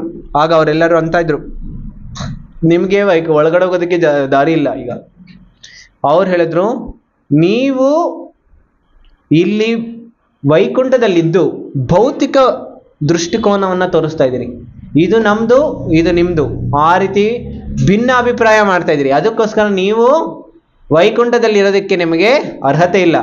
ನೀವು ಆಗ ಚತುಷ್ಕುಮಾರರು ತುಂಬಾ ಕೋಪದಿಂದ ಅವ್ರಿಗೆ ಶಾಪ ಕೊಟ್ಬಿಡ್ತಾರೆ, ನೀವು ಭೂಲೋಕದಲ್ಲಿ ಹೋಗಿ ನೀವು ಅಲ್ಲಿ 7 ಜನ್ಮಗಳನ್ನ ನೀವು ಎತ್ತಬೇಕಾಗತ್ತೆ ರಾಕ್ಷಸರ ರೂಪದಲ್ಲಿ. ಈ ರೀತಿ ನೀವು ಭೂಲೋಕಕ್ಕೆ ಹೋಗಿ ಅಂತ ಹೇಳಿ ಅವ್ರಿಗೆ ಶಾಪ ಕೊಟ್ಬಿಡ್ತಾರೆ. ಇದನ್ನ ಕೇಳಿದ ತಕ್ಷಣ ಜೈ ವಿಜಯ್ ಅವ್ರಿಗೆ ಶರೀರದಲ್ಲೆಲ್ಲ ಕಂಪನ ಪ್ರಾರಂಭ ಆಗುತ್ತೆ. ಅವ್ರಿಗೆಲ್ಲ ಭಯ ಆಗೋಗ್ಬಿಡುತ್ತೆ. ಅವ್ರ ತಕ್ಷಣ ಅಳ್ತಾ ಅವ್ರ ತಕ್ಷಣ ಋಷಿಮುನಿಗಳ ಕಾಲಿಗೆ ಬಿದ್ದುಬಿಡ್ತಾರೆ. ಇದೇ ಸಮಯದಲ್ಲಿ ವಿಷ್ಣು ಲಕ್ಷ್ಮಿಯನ್ನ ಕರ್ಕೊಂಡು ಅವರು ವೈಕುಂಠದಿಂದ ಆಚೆ ಬರ್ತಾರೆ. ಯಾಕಂದ್ರೆ ಗೊತ್ತಾಯ್ತು ಏನೋ ಜಗಳ ಪ್ರಾರಂಭ ಆಯ್ತು ಗೇಟ್ ಒಳಗಡೆ. ಆಮೇಲೆ ಭಗವಂತನಿಗೆ ಅನ್ನಿಸ್ತು, ನಾನೊಬ್ನೇ ಹೋದ್ರೆ ತೊಂದರೆ ಆಗ್ಬಿಡುತ್ತೆ, ಲಕ್ಷ್ಮಿ ಇದ್ರೆ ಸ್ವಲ್ಪ ಶಾಂತ ಆದ್ರೂ ಮಾಡ್ತಾಳೆ ಅಂತ ಹೇಳಿ ವಿಷ್ಣು ಏನು ಮಾಡಿದ್ರು, ಲಕ್ಷ್ಮಿಯನ್ನು ಕರ್ಕೊಂಡು ಆಚೆ ಬಂದರು. ಆಗ ವಿಷ್ಣು ಬರ್ತಾ ಇರೋ ಹಾಗೆ ಅಲ್ಲಿ ಸುಗಂಧಿತವಾಗಿರುವಂತಹ ಒಂದು ತಂಗಾಳಿ ಬೀಸುತ್ತೆ. ಆ ತಂಗಾಳಿ ಏನು ಮಾಡುತ್ತೆ, ಭಗವಂತನ ಪಾದಚರಣದಲ್ಲಿದ್ದಂತಹ ತುಳಸಿ ಮತ್ತು ಗಂಧ ಈ ಎಲ್ಲವನ್ನ ಸಂಪೂರ್ಣ ಎಲ್ಲ ಕಡೆ ಅದು ಪ್ರಸರಣ ಮಾಡಿಸುತ್ತೆ. ಇದನ್ನು ಮಾಡಿದ ತಕ್ಷಣ ಈ ಚತುಷ್ಕುಮಾರರು ಆ ಸುಗಂಧವನ್ನು ಹೀರಿ ಅವ್ರಿಗೆ ಒಂದು ಕ್ಷಣ ಅವ್ರಿಗೆ ರೋಮಾಂಚ ಕಂಪನ ಆಗುತ್ತೆ. ಅವ್ರ ಶರೀರದಲ್ಲಿ ಎಲ್ಲ ರೀತಿಯ ವಿವಿಧ ಅಷ್ಟವಿಕಾರಗಳು ಬರೋದು ಪ್ರಾರಂಭ ಆಗುತ್ತೆ. ಆ ಒಂದು ಶ್ಲೋಕ ನಾನು ನಿಮ್ಮೆಲ್ಲರಿಗೂ ಹೇಳ್ಕೊಡ್ತೀನಿ, ನೀವೆಲ್ಲರೂ ಹೇಳಿ.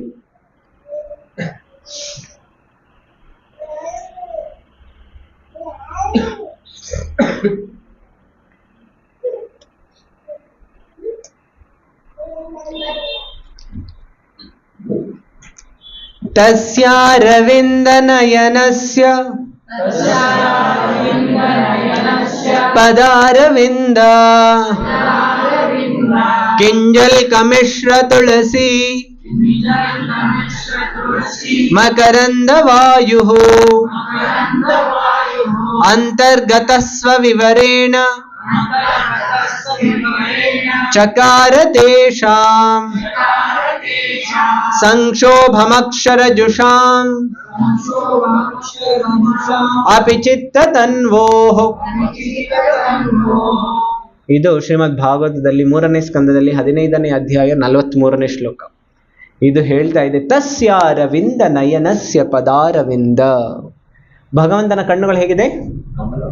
ಅರವಿಂದ ನಯನ. ಅಸ್ಯ ಪದಾರವಿಂದ, ಆ ಭಗವಂತನ ಪಾದಾರವಿಂದ. ಭಗವಂತನ ಪಾದಾರವಿಂದದಲ್ಲಿ ಏನಿದೆ? ಕಿಂಜಲ್ಕ ಮಿಶ್ರ ತುಳಸಿ.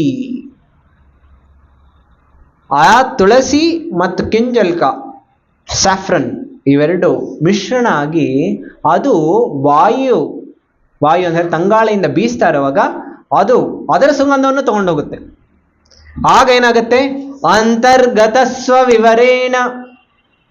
ಏನಾಯ್ತು? ಈ 4 ಚತುಷ್ಕುಮಾರರಿದ್ರಲ್ಲ, ಅವರ ಮೂಗಿನ ಹೊಳ್ಳೆ ಒಳಗಡೆ ಈ ತಂಗಾಳಿ ಹೋಯ್ತು, ಸುಗಂಧ ಹೋಯ್ತು. ಆಮೇಲೆ ಏನಾಯ್ತು? ಚಕಾರ ತೇಷಾಂ ಸಂಕ್ಷೋಭಂ. ಸಂಕ್ಷೋಭಂ ಅಂತ ಹೇಳಿದ್ರೆ ಅವರ ಮನಸ್ಸಲ್ಲಿ ಅವರ ವಿಚಲಿತ ಆಗೋಯ್ತು. ತಕ್ಷಣ ಅಕ್ಷರ ಜುಷಾಂ ಅಪಿ ಚಿತ್ತ ತನ್ವೋಹೋ. ಆಮೇಲೆ ಅವ್ರಿಗೆಲ್ಲರಿಗೂ ಅನ್ನಿಸ್ತಾ ಅವರು ಭಗವಂತನ ಬ್ರಹ್ಮ ಜ್ಯೋತಿಯಲ್ಲಿ ಅವರು ಸ್ಥಿತರಾಗಿದ್ರು. ಆದರೆ ಭಗವಂತನ ಈ ಸಾಕ್ಷಾತ್ ಸ್ವರೂಪವನ್ನು ನೋಡಿದ ತಕ್ಷಣ ವಿಶೇಷವಾದಂತಹ ಒಂದು ಆಕರ್ಷಣೆ ಅವರ ಹೃದಯದಲ್ಲಿ ಬೆಳೀತು. ಇಲ್ಲಿಯ ತನಕ ಅವರಿಗೆ ಭಗವಂತನ ಪ್ರೇಮ ಏನು ಅಂತ ಗೊತ್ತಿರಲಿಲ್ಲ. ಇಲ್ಲಿಯ ತನಕ ಭಗವಂತ ಒಂದು ಶಕ್ತಿ, ಆ ರೀತಿ ಅವರ ಕಲ್ಪನೆ ಇತ್ತು ಅಷ್ಟೇ. ಆದರೆ ಈಗ ಅವರಿಗೆ ಭಗವಂತನ ವ್ಯಕ್ತಿ ಸ್ವರೂಪ ಇದೆ. ಆಮೇಲೆ ಭಗವಂತನಲ್ಲಿ ಎಲ್ಲ ರೀತಿಯ ಅದ್ಭುತವಾದಂಥ ದಿವ್ಯ ಗುಣಗಳಿದೆ. ಭಗವಂತನಿಗೆ ಅವನದೇ ಆದಂತಹ ಶಕ್ತಿಗಳಿದೆ. ಇದೆಲ್ಲರ ಸಾಕ್ಷಾತ್ಕಾರ ಆಯಿತು. ಅದಕ್ಕೋಸ್ಕರ ಅವರಿಗೆ ವಿಶೇಷವಾದಂತಹ ಒಂದು ಪ್ರೇಮ, ಉತ್ಕಂಠ ಅವರ ಹೃದಯದಲ್ಲಿ ಬೆಳೆಯೋದು ಪ್ರಾರಂಭ ಆಯಿತು. ಅದಕ್ಕೋಸ್ಕರ ಒಂದು ಕ್ಷಣ ಅವರು ತಡ್ಕೊಳ್ಳೋದಕ್ಕಾಗಿಲ್ಲ. ಅದಾಗಿದ ತಕ್ಷಣ ಅವರಿಗೆ ಭಗವಂತನ ಮೇಲೆ ವಿಶೇಷವಾದಂಥ ಆಕರ್ಷಣೆ ಅವರ ಹೃದಯದಲ್ಲಿ ಬೆಳೀತು. ಇದು ಯಾವಕ್ಕಾಗಿದ್ದು ಅಂತ ಹೇಳಿದ್ರೆ ತುಳಸಿಯ ಪ್ರಭಾವದಿಂದ ಈ ಕುಮಾರರು ಅಷ್ಟೇ, ಅವರು ಬ್ರಹ್ಮಜ್ಯೋತಿಯಲ್ಲಿದ್ದರು, ಆದರೆ ಅವರು ಭಕ್ತರಾಗಿ ಮಾರ್ಪಾಟಾಗ್ಬಿಟ್ರು. ಅಂದರೆ ಅದೇ ರೀತಿ ನಾವು ಅಷ್ಟೇ ತುಳಸಿಯ ವಿಶೇಷವಾದಂಥ ಸೇವೆಯನ್ನು ಮಾಡ್ತಾ ಮಾಡ್ತಾ ನಾವು ಭಕ್ತಿನಲ್ಲಿ ತುಂಬ ಅದ್ಭುತವಾಗಿ ನಾವು ಬೆಳಿಬೋದು. ಅವರು ಜ್ಞಾನಿಗಳಾಗಿದ್ದರು, ಆದರೆ ಭಕ್ತರಾಗಿ ಅವರು ಮಾರ್ಪಾಟಾಗ್ಬಿಟ್ರು. ಅದಾದ್ಮೇಲೆ ನಾನು ಕೊನೆಯದಾಗಿ ಶಾಲಿಗ್ರಾಮದ ವಿವಾಹದ ಬಗ್ಗೆ ಹೇಳಿ ತುಳಸಿ ಕೀರ್ತನದ ಬಗ್ಗೆ ಹೇಳ್ತೀನಿ, ಸರಿನಾ? ಈಗ ಕೊನೆಯಲ್ಲಿ ಏನಾಯಿತು ಅಂತ ಹೇಳಿದ್ರೆ, ಒಂದು ದಿನ, ಇದು ಸಂಪೂರ್ಣ ಲೀಲೆ ನಾನು ತುಂಬ ಸಂಕ್ಷಿಪ್ತವಾಗಿ ಹೇಳ್ಬಿಡ್ತೀನಿ. ತುಳಸಿ ಈ ಭೂಲೋಕದಲ್ಲಿ ಜನ್ಮವನ್ನು ಪಡೆದಾಗ ಶಂಖಚೂಡ ಒಬ್ಬ ರಾಕ್ಷಸನಾಗಿದ್ದ. ಅವನ ಜೊತೆ ಇವಳ ವಿವಾಹ ಆಗುತ್ತೆ. ಈ ರಾಕ್ಷಸ ಎಷ್ಟು ಪ್ರಭಾವಶಾಲಿ, ಪರಾಕ್ರಮಶಾಲಿ ಆಗಿದ್ದ ಅಂತ ಹೇಳಿದ್ರೆ, ಎಲ್ಲ ದೇವತೆಗಳು ಅವನನ್ನು ಸೋಲ್ಸೋದಕ್ಕೆ ಆಗ್ತಾ ಇರಲಿಲ್ಲ. ಎಲ್ಲ ದೇವತೆಗಳು ಒಟ್ಟುಗೂಡಿದ್ರು ಇವನನ್ನು ಸೋಲ್ಸೋದಕ್ಕೆ ಆಗ್ತಾ ಇರಲಿಲ್ಲ. ಶಿವ ಸ್ವಯಂ ಬಂದ್ರೂ ಇವನಿಗೆ ಏನು ಮಾಡೋದಕ್ಕಾಗಲ್ಲ, ಅಷ್ಟು ಪರಾಕ್ರಮಶಾಲಿ ಆಗೋಗ್ಬಿಟ್ಟಿದ್ದ. ಅದಕ್ಕೆ ಒಂದು ಕಾರಣ ಏನು ಅಂತ ಹೇಳಿದ್ರೆ ತುಳಸಿ. ಯಾಕೆಂದ್ರೆ ಶಂಖಚೂಡನ ಹೆಂಡತಿ ಯಾರಾಗಿದ್ಲು? ತುಳಸಿ. ಆದರೆ ತುಳಸಿಯ ವಿಶೇಷವಾದಂತಹ ಪತಿವ್ರತೆಯ ಗುಣದಿಂದ ಶಂಖಚೂಡ ಇನ್ನೂ ಬಲಿಷ್ಠನಾಗ್ಬಿಟ್ಟಿದ್ದ. ನಮ್ಗೆಲ್ಲರಿಗೂ ಅನ್ನಿಸ್ತಾ ಇರುತ್ತೆ, ನಾವು ಬರೀ ಪತಿವ್ರತೆ ಆಗಿದ್ದ ನಾವೇನ್ ಮಾಡೋದಕ್ಕಾಗುತ್ತೆ, ಆದ್ರೆ ನಮ್ಮ ಪತಿವ್ರತೆಯಿಂದ ನಾವು ಪುರುಷನನ್ನೇ ಇನ್ನು ಬಲಿಷ್ಠ ಮಾಡ್ಬೋದು. ಆ ರೀತಿ ತುಳಸಿಯ ಪತಿವ್ರತೆಯಿಂದ ಶಂಖಚೂಡ ಇನ್ನೂ ಬಲಿಷ್ಠನಾಗೋಗ್ಬಿಟ್ಟಿದ್ದ. ಅವನಿಗೆ ಒಂದು ವರಾನು ಸಿಕ್ಕಿತ್ತು. ಎಲ್ಲಿ ತನಕ ತುಳಸಿ ಪತಿವ್ರತೆಯಾಗಿರ್ತಾಳೆ, ನಿನ್ನ ಈ ಜಗತ್ತಿನಲ್ಲಿ ಯಾರು ಸೋಲಿಸೋದಕ್ಕೆ ಸಾಧ್ಯ ಇಲ್ಲ ಅಂತ, ಈ ರೀತಿ ವರ ಅವನಿಗೆ ಸಿಕ್ಕಿತ್ತು. ಆಗ ಎಲ್ಲ ದೇವತೆಗಳು ಶಿವ ಸ್ವಯಂ ಬಂದ್ರೂ ಶಂಖಚೂಡನಿಗೆ ಸೋಲ್ಸೋದಕ್ಕಾಗಿಲ್ಲ. ಈಗ ಎಲ್ಲರೂ ಹೋದ್ರು ವಿಷ್ಣುವಿನ ಹತ್ರ, ಭಗವಂತನೇ ನಮ್ಗೆಲ್ಲರಿಗೂ ಬಚಾವ್ ಮಾಡ್ಬೇಕು ಅಂದ್ರೆ ನೀವೊಬ್ಬರೇ ಇರೋದು, ಈಗೇನಾದ್ರೂ ಮಾಡಿ. ಏನ್ ಮಾಡ್ಬೇಕು ಈಗ ಹಾಗಿದ್ರೆ?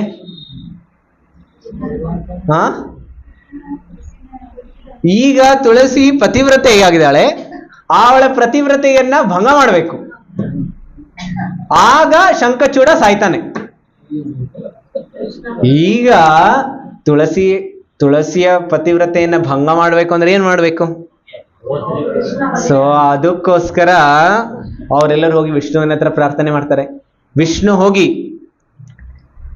ವಿಷ್ಣು ನೋಡಿ, ಯಾವುದೇ ಸಂಕಷ್ಟ ಇರಲಿ, ಯಾವುದೇ ತೊಂದರೆ ಇರಲಿ, ಅದು ಕಷ್ಟ ನಮಗ್ ಮಾತ್ರ ಅಷ್ಟೇ. ಆದ್ರೆ ಭಗವಂತನಿಗೆ ಯಾವ್ದು ಕಷ್ಟ ಇದೆಯಾ? ಕರ್ತುಂ ಅಕರ್ತುಂ ಅನ್ಯಥಾ ಕರ್ತುಂ. ಯಾವುದು ಆಗುತ್ತೆ ಇಲ್ಲ ಯಾವ್ದು ಆಗೋದಿಲ್ಲ, ಇಲ್ಲ ಈ ಜಗತ್ತಿನಲ್ಲಿ ಏನೇ ಮಾಡ್ಬೇಕಾದ್ರೂ ವಿವಿಧ ರೀತಿಯಲ್ಲಿ ಮಾಡೋ ಶಕ್ತಿ ಬರೀ ಭಗವಂತನಿಗೆ ಮಾತ್ರ ಇದೆ. ಅದಕ್ಕೋಸ್ಕರ ಅವರೆಲ್ಲರೂ ಈಗ ಭಗವಂತನ ಹತ್ರ ಹೋದ್ರು. ವಿಷ್ಣು ಏನ್ ಮಾಡ್ದ, ಭೂಲೋಕಕ್ಕೆ ಬಂದು ಶಂಖಚೂಡನ ವೇಷವನ್ನು ಧರಿಸ್ಕೊಂಡ್ಬಿಟ್ಟ. ಶಂಖಚೂಡನ ವೇಷವನ್ನು ಧರಿಸ್ಕೊಂಡು ತುಳಸಿಯ ಮನೆಗೆ ಹೋದ. ಆಗ ಒಂದು ಕ್ಷಣ ತುಳಸಿಗೆ ಅನ್ನಿಸ್ತು, ಓ ನಮ್ಮ ಪತಿದೇವರು ಬಂದಿದ್ದಾರೆ ಮನೆಗೆ ಅಂತ ಹೇಳಿ ತುಳಸಿ ವಿಷ್ಣುವಿನ ಜೊತೆ ಸಂಲಾಪ ಮಾಡೋದು ಎಲ್ಲ ಪ್ರಾರಂಭ ಮಾಡಿದ್ಲು. ಆಗ ಅವಳ ಪತಿವ್ರತೆಯ ಭಂಗ ಆಗೋಯ್ತು. ಆ ಕ್ಷಣದಲ್ಲೇ ಶಂಖಚೂಡನಿಗೆ ಎಲ್ಲಾ ದೇವತೆಗಳು ಬಂದು ಕೊಂದಾಕ್ಬಿಟ್ರು. ಇದನ್ನ ನೋಡಿತ ಆಮೇಲೆ ಕೆಲವು ಕ್ಷಣಗಳಾದ್ಮೇಲೆ ತುಳಸಿಗೆ ಸ್ವಲ್ಪ ಅನುಮಾನ ಬಂತು, ಇವರು ನಮ್ಮ ಪತಿಯ ರೂಪದಲ್ಲಿದ್ದಾರೆ, ಆದರೆ ಇವರು ನನ್ನ ಪತಿ ಅಲ್ಲ ಅಂತ ಹೇಳಿ ಅವಳಿಗೆ ಗೊತ್ತಾಗ್ಬಿಡ್ತು. ಈಗ ವಿಷ್ಣು ಇದ್ದಾರೆ, ವಿಷ್ಣು ಪೂರ್ತಿ ಅವ್ರ ಪ್ಲಾನ್ ಎಲ್ಲ ಲೀಕ್ ಆಗೋಯ್ತು. ಅದಕ್ಕೋಸ್ಕರ ಆದ್ರೆ ಹೇಳಿದ ತಕ್ಷಣ ವಿಷ್ಣು ಏನ್ ಮಾಡ್ತಾನೆ, ಮುಸುನಕ್ತಾನೆ. ಆದ್ರೆ ಭಗವಂತನ ಮುಸುನಕ್ಕು ಅವಳಿಗೆ ಕೋಪ ಬಂದಿತ್ತು. ಆಮೇಲೆ ಸಾಕ್ಷಾತ್ ವಿಷ್ಣು ಅವನ ಸುಂದರವಾದ ರೂಪವನ್ನು ತೋರಿಸ್ತಾರೆ. ಆಗ ತುಳಸಿಗೆ ಇನ್ನೂ ಕೋಪ ಬರುತ್ತೆ, ನನ್ನ ಪತಿವ್ರತೆಯನ್ನ ನೀವು ಇವತ್ತು ಭಂಗ ಮಾಡಿದಿರಿ ಅಂತ ಹೇಳಿ ತುಳಸಿ ವಿಷ್ಣುವಿಗೆ ಶಾಪವನ್ನು ಕೊಡ್ತಾಳೆ. ಏನ್ ಶಾಪವನ್ನು ಕೊಡ್ತಾಳೆ? ನಿಮ್ಮ ಹೃದಯ ಎಷ್ಟು ಕಲ್ಲಿನ ರೀತಿ ಇದೆ, ನನ್ನ ಜೊತೆ ನೀವು ಈ ರೀತಿ ಮಾಡಿದ್ದೀರಿ, ಅದಕ್ಕೋಸ್ಕರ ನೀವು ಕಲ್ಲಾಗ್ಬಿಡಿ ಅಂತ ಹೇಳಿ ಶಾಪ ಕೊಡ್ಬಿಡ್ತಾನೆ. ಆಗ ಭಗವಂತ ಭಕ್ತೇಭ್ಯೋ ಭಕ್ತವತ್ಸಲಃ, ತುಳಸಿ ಆ ರೀತಿ ಕೋಪಗೊಂಡು ಶಾಪ ಕೊಟ್ಟಿದ್ದನ್ನು ಭಗವಂತ ಅದನ್ನು ಸ್ವೀಕಾರ ಮಾಡ್ತಾರೆ. ಆಯ್ತು, ನಾನು ಕಲ್ಲಾಗ್ಬೇಕು, ಆಗ್ತೀನಿ. ಭಗವಂತ ಯಾವ ರೀತಿ ಕಲ್ಲಾಗ್ತಾರೆ? ಶಾಲಿಗ್ರಾಮರಾಗ್ತಾರೆ. ಗಂಡಕಿ ನದಿಯಲ್ಲಿ ಈಗಲೂ ನಾವು ಹೋದ್ರೆ ಭಗವಂತ ವಿಷ್ಣು ಆ ಶಾಲಿಗ್ರಾಮ ಶಿಲಾ ಸಾಮಾನ್ಯವಾಗಿರೋದಲ್ಲ. ಅದಕ್ಕೋಸ್ಕರ ನಾವು ಸುಮ್ಮನೆ ಆಟ ಆಡೋದಕ್ಕೆ ತಗೊಂಡ್ಬಿಡ್ಬಾರ್ದು. ನಮ್ಮ ಮನೇಲಿ ಪೂಜೆ ಮಾಡ್ತೀನಿ ಅಂತ ಹೇಳಿ ತಗೊಂಡ್ಬಿಡ್ಬಾರ್ದು. ಶಾಲಿಗ್ರಾಮದ ಪೂಜೆಯ ವಿಧಾನ ತುಂಬಾ ಜಾಗರೂಕವಾಗಿ ಮಾಡಬೇಕು, ಇಲ್ಲಾಂದ್ರೆ ಅಪರಾಧ ಆಗೋಗ್ಬಿಡುತ್ತೆ. ಅದಕ್ಕೋಸ್ಕರ ಭಗವಂತ ಆ ಶಾಪವನ್ನು ಸ್ವೀಕಾರ ಮಾಡ್ತಾರೆ. ಭಗವಂತ ಬೇಕಾದ ಶಾಪವನ್ನ ತಿರಸ್ಕರಿಸಬಹುದಾಗಿತ್ತು, ಆದರೆ ಭಗವಂತ ಮಾಡೋದಿಲ್ಲ. ಭಕ್ತರಿಗೆ ಸಂತುಷ್ಟಿ ಮಾಡಿಸ್ಕೊಳ ಅವರು ಅದನ್ನು ಸ್ವೀಕಾರ ಮಾಡ್ತಾರೆ. ಅದಷ್ಟೇ ಅಲ್ಲ, ಭಗವಂತ ತುಳಸಿಗೆ ವರವನ್ನು ಕೊಡ್ತಾರೆ. ನೋಡಿ ಭಗವಂತ ಎಷ್ಟು ದಯಾಳು. ಶಾಪ ಇಸ್ಕೊಂಡ್ರು, ಆದರೆ ತುಳಸಿಗೆ ಇನ್ನೂ ವರವನ್ನು ಕೊಡ್ತಾ ಇದ್ದಾರೆ. ಏನು ವರವನ್ನು ಕೊಡ್ತಾರೆ? ಈ ಜಗತ್ತಿನಲ್ಲಿ ನಿನ್ನ ಸಮಯ ಮುಗ್ದಿದೆ, ನೀನು ನನ್ನ ಧಾಮದಲ್ಲಿ ಹಿಂತಿರುಗಿ ಬಾ. ಅಲ್ಲಿ ನೋಡಿ ಭಗವಂತ, ನೀನು ನನ್ನ ಸದಾ ಸಂಗಾತಿಯಾಗಿ ನಿನ್ನ ಸ್ಥಾನ ಇದೆ ಅಂತ ಹೇಳಿ ಭಗವಂತ ಅಲ್ಲಿ ಗೋಲೋಕ ಧಾಮದಲ್ಲಿ ಅವರ ಸಂಗಾತಿಯ ಜೊತೆ ರೂಪದಲ್ಲಿ ತುಳಸಿಯನ್ನು ಸ್ವೀಕಾರ ಮಾಡ್ತಾರೆ. ಅದಷ್ಟೇ ಅಲ್ಲ, ನೀನು ಈ ಜಗತ್ತಿನಲ್ಲಿ ಒಂದು ಸಸ್ಯದ ಮೂಲಕ ನೀನು ಈ ಜಗತ್ತಿನಲ್ಲಿ ಇರ್ತೀಯ. ಆಮೇಲೆ ಸಂಪೂರ್ಣ ಜಗತ್ತೇ ನಿನಗೆ ಆರಾಧನೆ ಮಾಡುತ್ತೆ. ಆಮೇಲೆ ನಿನ್ನ ಯಾರು ಪೂಜೆ ಮಾಡ್ತಾರೆ ಅವರಿಗೆ ಗೋಲೋಕದ ವೃಂದಾವನದಲ್ಲಿ ಬರುವಂತಹ ಸುಗಮವಾದಂತಹ ಮಾರ್ಗ ಇದೆ. ಈ ರೀತಿ ಭಗವಂತ ತುಳಸಿಗೆ ಆಶೀರ್ವಾದವನ್ನ ಮಾಡ್ತಾರೆ. ಹರಿ ಬೋಲ್, ಹರಿ ಬೋಲ್. ಈ ತುಳಸಿಗೆ 8 ಹೆಸರುಗಳಿದೆ. ತುಳಸಿಗೆ ಎಷ್ಟು ಹೆಸರುಗಳಿದೆ ತಿಳ್ಕೊಳ್ಳೋದಕ್ಕೆ ಆಸೆ ಇದೆ. ಸೊ ಭಗವಂತ ಹೇಳ್ತಾ ಇದ್ದಾರೆ ತುಳಸಿಗೆ ಇರುವಂತಹ ಹೆಸರುಗಳೆಲ್ಲ ಯಾವ್ದ್ಯಾವ್ದು ಅಂತ.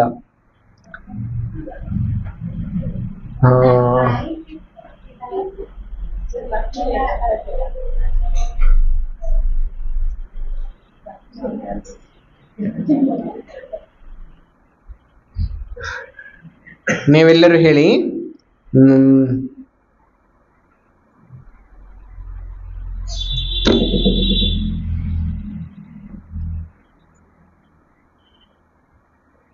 ಹಾ, ವೃಂದಾವನಿ. ವೃಂದಾವನಿ ಅಂತ ಹೇಳಿದ್ರೆ ಏನು? ಯಾರು ವೃಂದಾವನದಲ್ಲಿರ್ತಾರೆ?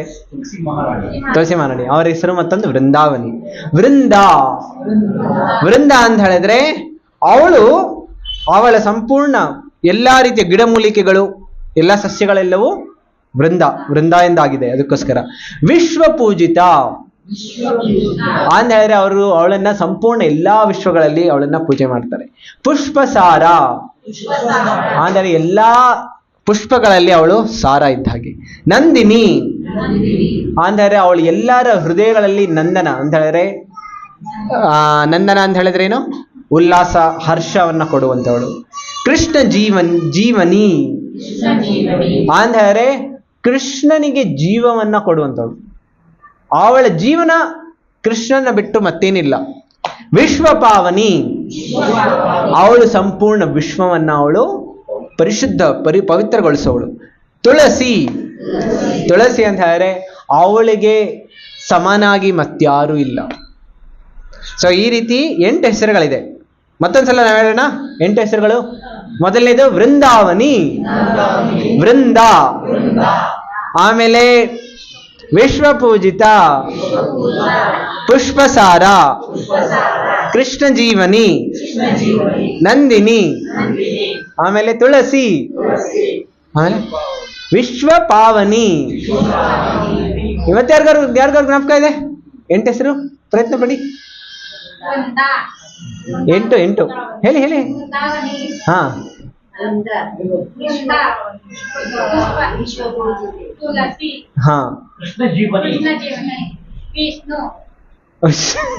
ಹಾ, ವಿಶ್ವಪಾವನಿ. ಹರಿ ಬೋಲ್. ಸೊ ಈ ರೀತಿ ಅದ್ಭುತವಾದಂತಹ ಹೆಸರುಗಳು ಬೃಂದಾವನಕ್ಕಿದೆ, ವೃಂದಾದೇವಿಗಿದೆ. ಎಷ್ಟು ಜನ ಈಗ ತುಳಸಿ ಕೀರ್ತನ ಹೇಗ್ ಮಾಡೋದು ತಿಳ್ಕೊಳ್ಬೇಕು ಆಸೆ ಇದೆ? ನನ್ಗೆ ಅನ್ನಿಸ್ತದೆ ನಿಮ್ಗೆಲ್ಲರಿಗೂ ಪ್ರಸಾದಕ್ಕೆ ಆಸೆ ಇದೆ ಅಂತ.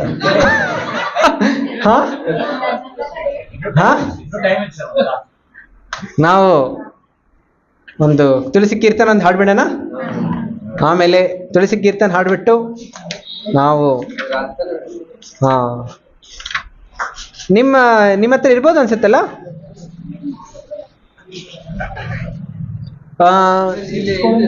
ಇದೆ ಅನ್ಸುತ್ತೆ.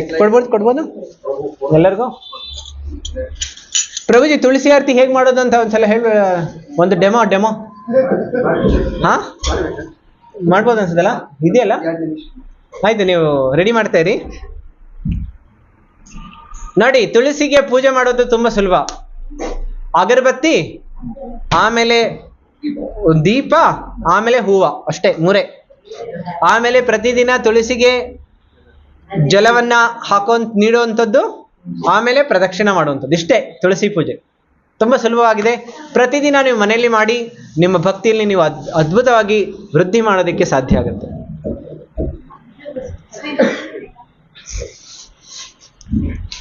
ತುಳಸಿಗೆ ಪ್ರಣಾಮವನ್ನ ಹೇಳುವಂಥದ್ದು ಒಂದು ಮಂತ್ರ ಇದೆ, ತಾವೆಲ್ಲರೂ ಹೇಳಿ. ವೃಂದಾಯೈ ತುಳಸಿ ದೇವ್ಯೈ ಪ್ರಿಯಾಯೈ ಕೇಶವಸ್ಯ ಚ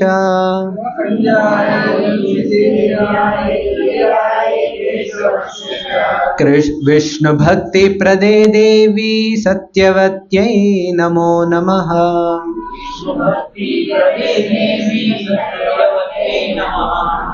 ನೋಡಿ ಹೇಳ್ತಾ ಇದ್ದಾರೆ, ವೃಂದಾಯೈ ತುಳಸಿ ದೇವ್ಯೈ.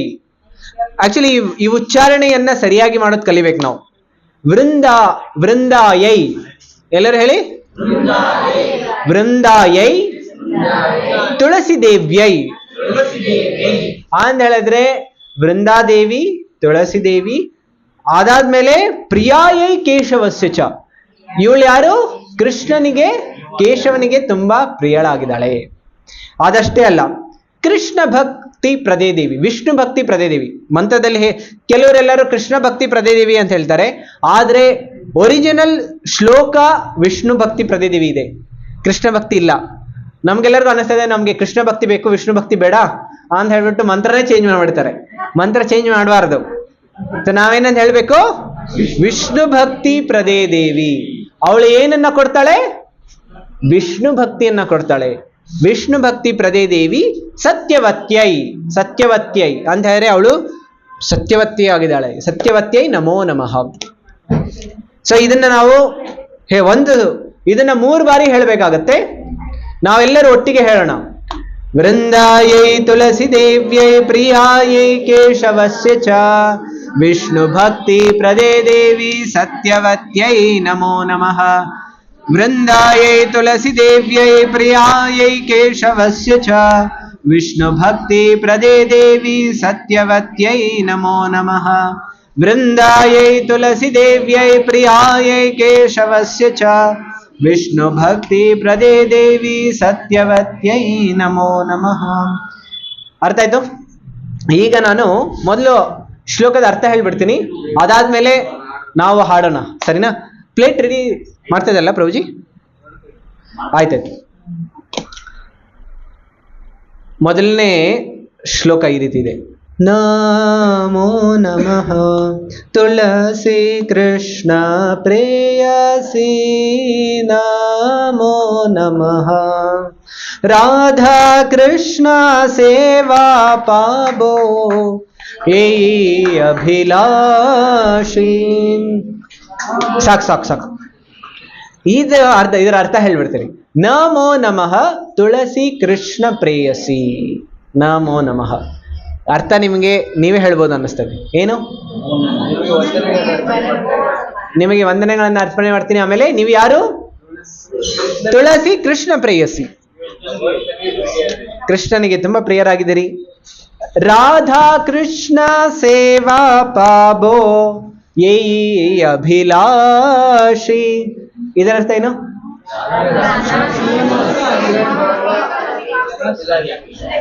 ನನ್ನ ಜೀವನದಲ್ಲಿರುವಂತ ಅಭಿಲಾಷೆ ಒಂದೇ ಒಂದು, ಅದೇನದು?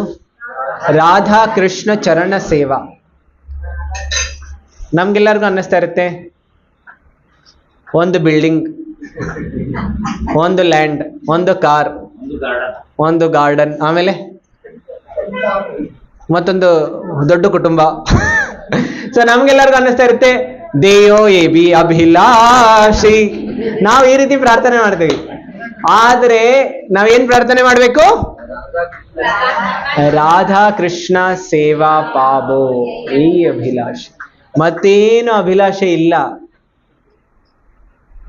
ನಮ್ಗೆಲ್ಲರಿಗೂ ಅನ್ನಿಸ್ತಾ ಇರುತ್ತೆ, ಪ್ರಭುಜಿ 1-2-3 ಸ್ವಲ್ಪ ಆದ್ರೆ ಆಡ್ ಮಾಡ್ಬೋದು ಇದರ ಜೊತೆ. ಆದರೆ ಈ ರೀತಿ ಭಕ್ತರು, ತುಳಸಿ ಮಹಾರಾಣಿ ಇದರಲ್ಲಿ ನಿಂದನ್ನ ಕೊಡೋದ್ರಲ್ಲಿ ತುಂಬಾ ಕರುಣಾಳು. ಹಾ ಜೇ ತುಮಾರ ಶರಣ ಲೋಯ್ ತಾರ ವಾಂಚ ಪೂರ್ಣ ಹೋಯ್. ಇದರ ಅರ್ಥ ಏನು? ನಿಮ್ಮ ಶರಣ ಏನಾದ್ರೂ ನಾವು ತಗೊಂಡ್ರೆ ತಾರ ವಾಂಛ ಪೂರ್ಣ ಹೋಯ್. ಎಲ್ಲಾ ಕಾಮನೆಗಳು, ಎಲ್ಲಾ ಬಯಕೆಗಳು, ಬರೀ ತುಳಸಿ ಮಹಾರಾಣಿಯ ಸೇವೆ ಮಾಡೋದ್ರಿಂದ ಎಲ್ಲಾ ಬಯಕೆಗಳು ಪೂರ್ಣ ಆಗುತ್ತೆ. ತುಂಬಾ ಸುಲಭವಾಗಿ ಪೂರ್ಣ ಆಗುತ್ತೆ.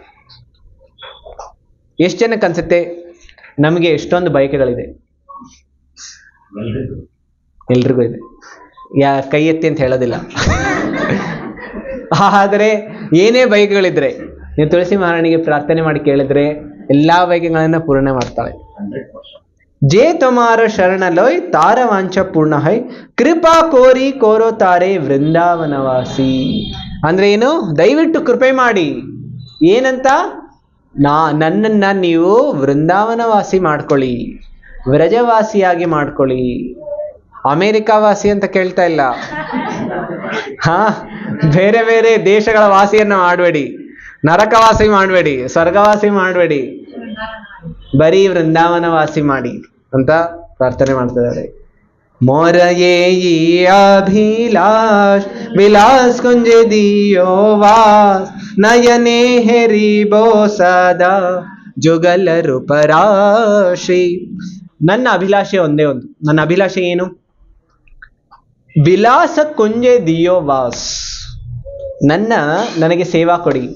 ರಾಧಾಕೃಷ್ಣರ ಸೇವೆಯನ್ನ ನಾನು ವೃಂದಾವನದಲ್ಲಿ ಮಾಡೋದಕ್ಕೆ. ನಯನೆ ಹೇರಿಬೋ ಸದಾ ಜುಗಲ ರೂಪ ರಾಶಿ, ನನ್ನ ನಯನಗಳಲ್ಲಿ ಸದಾ ನಿಮ್ಮ ದರ್ಶನ ಸದಾ ಆಗ್ತಾ ಇರಲಿ, ನಿಮ್ಮ ಚರಣಗಳ ದರ್ಶನ ನನಗೆ ಸದಾ ಆಗ್ತಾ ಇರಲಿ. ಜುಗಲ ರೂಪ ರಾಶಿ, ರಾಧಾಕೃಷ್ಣ ಜುಗಲ, ಅವರಿಬ್ಬರ ಚರಣ ಕಮಲಗಳ ದರ್ಶನ ಯಾವಾಗ್ಲೂ ಆಗ್ತಾ ಇರಲಿ. ಅದಾದ್ಮೇಲೆ ಯೈ ನಿವೇದನ ಧರೋ ಸಖಿರನುಗತ ಕೋರೋ, ಸೇವಾ ಅಧಿಕಾರ ದಿಯೆ ಕೋರೋ ನಿಜ ದಾಸಿ. ನನ್ನ ನಿವೇದನೆ ಅಂದ್ರೆ ಒಂದೇ ಒಂದಿದೆ ನಿವೇದನೆ. ಕೇಳೋದಕ್ಕೆ ತಯಾರಿದ್ದೀರಿ ತುಳಸಿ ಮಹಾರಾಣಿ? ನನ್ನ ನಿವೇದನೆ ಒಂದೇ ಒಂದು. ಏನದು? ಸಖಿರ ಅನುಗತ ಕರೋ. ಎಲ್ಲ ಸಖಿಗಳ ಜೊತೆ ನಾನು ಅವರ ಅನುಗಮನ ಮಾಡಬೇಕು. ಅನುಗಮನ ಅಂತ ಹೇಳಿದ್ರೆ ಅವರ ಪದಚಿಹ್ನದ ಮೇಲೆ ನಾನು ನಡಿಬೇಕು ಅಂತ ಹೇಳಿದ್ರೆ, ನಾನು ಮುಂದೆ ಇರಬೇಕು ಅಂತ ಹೇಳ್ತಾ ಇಲ್ಲ. ಅವರೆಲ್ಲರೂ ಮುಂದೆ ಹೋಗ್ಲಿ, ನಾನು ಅವರ ಹಿಂದೆ ಹಿಂದೆ ಹೋಗ್ತೀನಿ, ಅವರ ಸೇವೆ ಮಾಡ್ತೀನಿ. ಸೇವಾ ಅಧಿಕಾರ ದಿಯೆ ಕೋರೋ ನಿಜ ದಾಸಿ. ಏನು ಕೇಳ್ತಾ ಇದ್ದಾರೆ? ನನಗೆ ಸೇವಾ ಮಾಡುವಂತ ಅಧಿಕಾರ ಕೊಡಿ. ನೋಡಿ, ಪ್ರಾರ್ಥನೆ ಯಾವುದಕ್ಕೋಸ್ಕರ ಮಾಡ್ತಾ ಇದ್ದಾರೆ? ಸೇವಾ ಕೊಡಿ ಅಂತ ಪ್ರಾರ್ಥನೆ ಮಾಡ್ತಾ ಇದ್ದಾರೆ. ಆದ್ರೆ ಇಲ್ಲಿ ಭಕ್ತರು ಕೆಲವು ಸಲ ಏನಂತ ಹೇಳ್ತಾರೆ? ಸೇವಾ ನನಗೆ ಕೊಡಬೇಡಿ, ಏನ್ ಬೇಕಾದ್ರೂ ಕೊಡಿ, ಪ್ರಸಾದ್ ಕೊಡಿ ಪರವಾಗಿಲ್ಲ, ಸ್ವೀಕಾರ ಮಾಡ್ಕೊಂಡ್ಬಿಡ್ತೀನಿ, ಸೇವಾ ಮಾತ್ರ ಕೊಡಬೇಡಿ. ಆದ್ರೆ ಇಲ್ಲಿ ಏನ್ ಪ್ರಾರ್ಥನೆ ಮಾಡ್ಕೊಳ್ತಾ ಇದ್ದಾರೆ? ಸೇವಾ ಅಧಿಕಾರ. ಅವ್ರು ಹೇಳ್ತಾ ಇದ್ದಾರೆ ಅಧಿಕಾರ ಶಬ್ದ ಯಾಕೆ ಉಪಯೋಗಿಸ್ತಿದ್ದಾರೆ? ನನಗೆ ಹಕ್ಕಿದೆ ಸೇವಾ ಮಾಡೋದಕ್ಕೆ. ನೋಡಿ, ನಮಗೆ ಈ ಜಗತ್ತಿನ ಎಲ್ಲರೂ ಹಕ್ಕೋಸ್ಕರ ಎಷ್ಟು ಹೋರಾಟ ಮಾಡ್ತಾ ಇದ್ದಾರೆ. ಆದ್ರೆ ಅವರು ಯಾವುದಕ್ಕೋಸ್ಕರ ಹೋರಾಟ ಮಾಡ್ತಾರೆ? ನಿಜವಾಗ್ಲೂ ನೋಡಿ, ಯಾವಾಗ್ಲಾದ್ರೂ ಹಾಲಿಡೇ ಕೊಟ್ರು, ಜಾಸ್ತಿ ಹಾಲಿಡೇ ಕೊಟ್ಬಿಟ್ಟಿದ್ರಿ, ಸ್ಟ್ರೈಕ್ ಮಾಡ್ತಾರೆ. ಆಮೇಲೆ ನಿಮ್ಗೆ ಸಂಬಳ ಜಾಸ್ತಿ ಕೊಟ್ಬಿಟ್ವಿ, ಅದಕ್ಕೋಸ್ಕರ ಸ್ಟ್ರೈಕ್. ಸಂಬಳ ಜಾಸ್ತಿ ಮಾಡಿ ಅಂತ ಸ್ಟ್ರೈಕ್ ಮಾಡ್ತಾರೆ. ಕೆಲಸ ಕಡಿಮೆ ಮಾಡಿದ್ರೆ ಸ್ಟ್ರೈಕ್ ಮಾಡೋದಿಲ್ಲಲ್ಲ. ಅದು ನೋಡಿ, ಇಲ್ಲಿ ಪೂರ್ತಿ ಉಲ್ಟಾ. ಇವರ ಅಭಿಲಾಷೆ ಏನು? ಸೇವಾ ಕೊಡಿ. ಅವ್ರು ಮತ್ತೇನು ಕೇಳ್ತಾ ಇಲ್ಲ. ಆಧ್ಯಾತ್ಮಿಕ ಜಗತ್ತು ಅಂತ ಹೇಳಿದ್ರೆ ಈ ಚೇತನ ಸೇವಾ ಮಾಡುವಂತ ನನಗೆ ಅಧಿಕಾರ ಕೊಡಿ. ದೀನ ಕೃಷ್ಣ ದಾಸೆ ಕೋಯ್ ಏನ ಮೊರ ಹೋಯ್, ಶ್ರೀ ರಾಧಾ ಗೋವಿಂದ ಪ್ರೇಮೇ ಸದಾ ಏನ ಭಾಸಿ. ನಾನು ದೀನ ಕೃಷ್ಣ ದಾಸ್. ನಾನು ಯಾರು? ತುಂಬಾ ದೀನನಾಗಿದ್ದೀನಿ. ದೀನ ಅಂತ ಹೇಳಿದ್ರೆ ತುಂಬಾ ಪತಿತನಾಗಿದ್ದೀನಿ.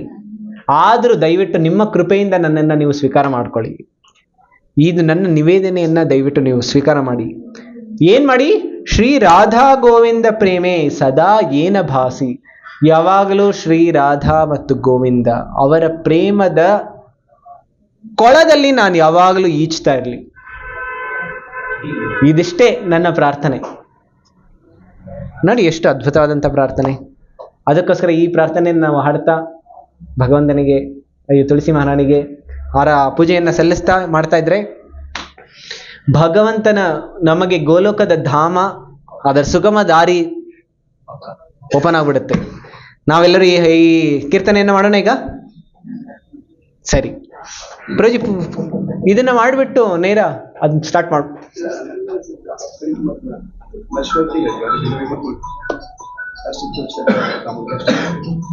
ನವನರಷ್ಟಕಮೂ ಇದೆ. ಆಯ್ತು, ನವನರಷ್ಟಕ ಮಾಡಿಬಿಟ್ಟು ತುಳಸಿ ಆರತಿ ಮಾಡೋಣ. ನೀವು ಹಾಗಾದ್ರೆ ಪಂಡ್ರಂಗ್ ಪ್ರಭು ಕರೀತೀರಿ, ಅನೌನ್ಸ್ಮೆಂಟ್ ಹಾಗಾದ್ರೆ ಅನೌನ್ಸ್ಮೆಂಟ್ ಮುಗಿಸೋಣ. ಆಯ್ತು, ಇದಾದ್ಮೇಲೆ ನಾವು ತುಳಸಿ ಪೂಜೆಯನ್ನು ಮಾಡೋಣ. ಆಫ್ ಮಾಡಿ.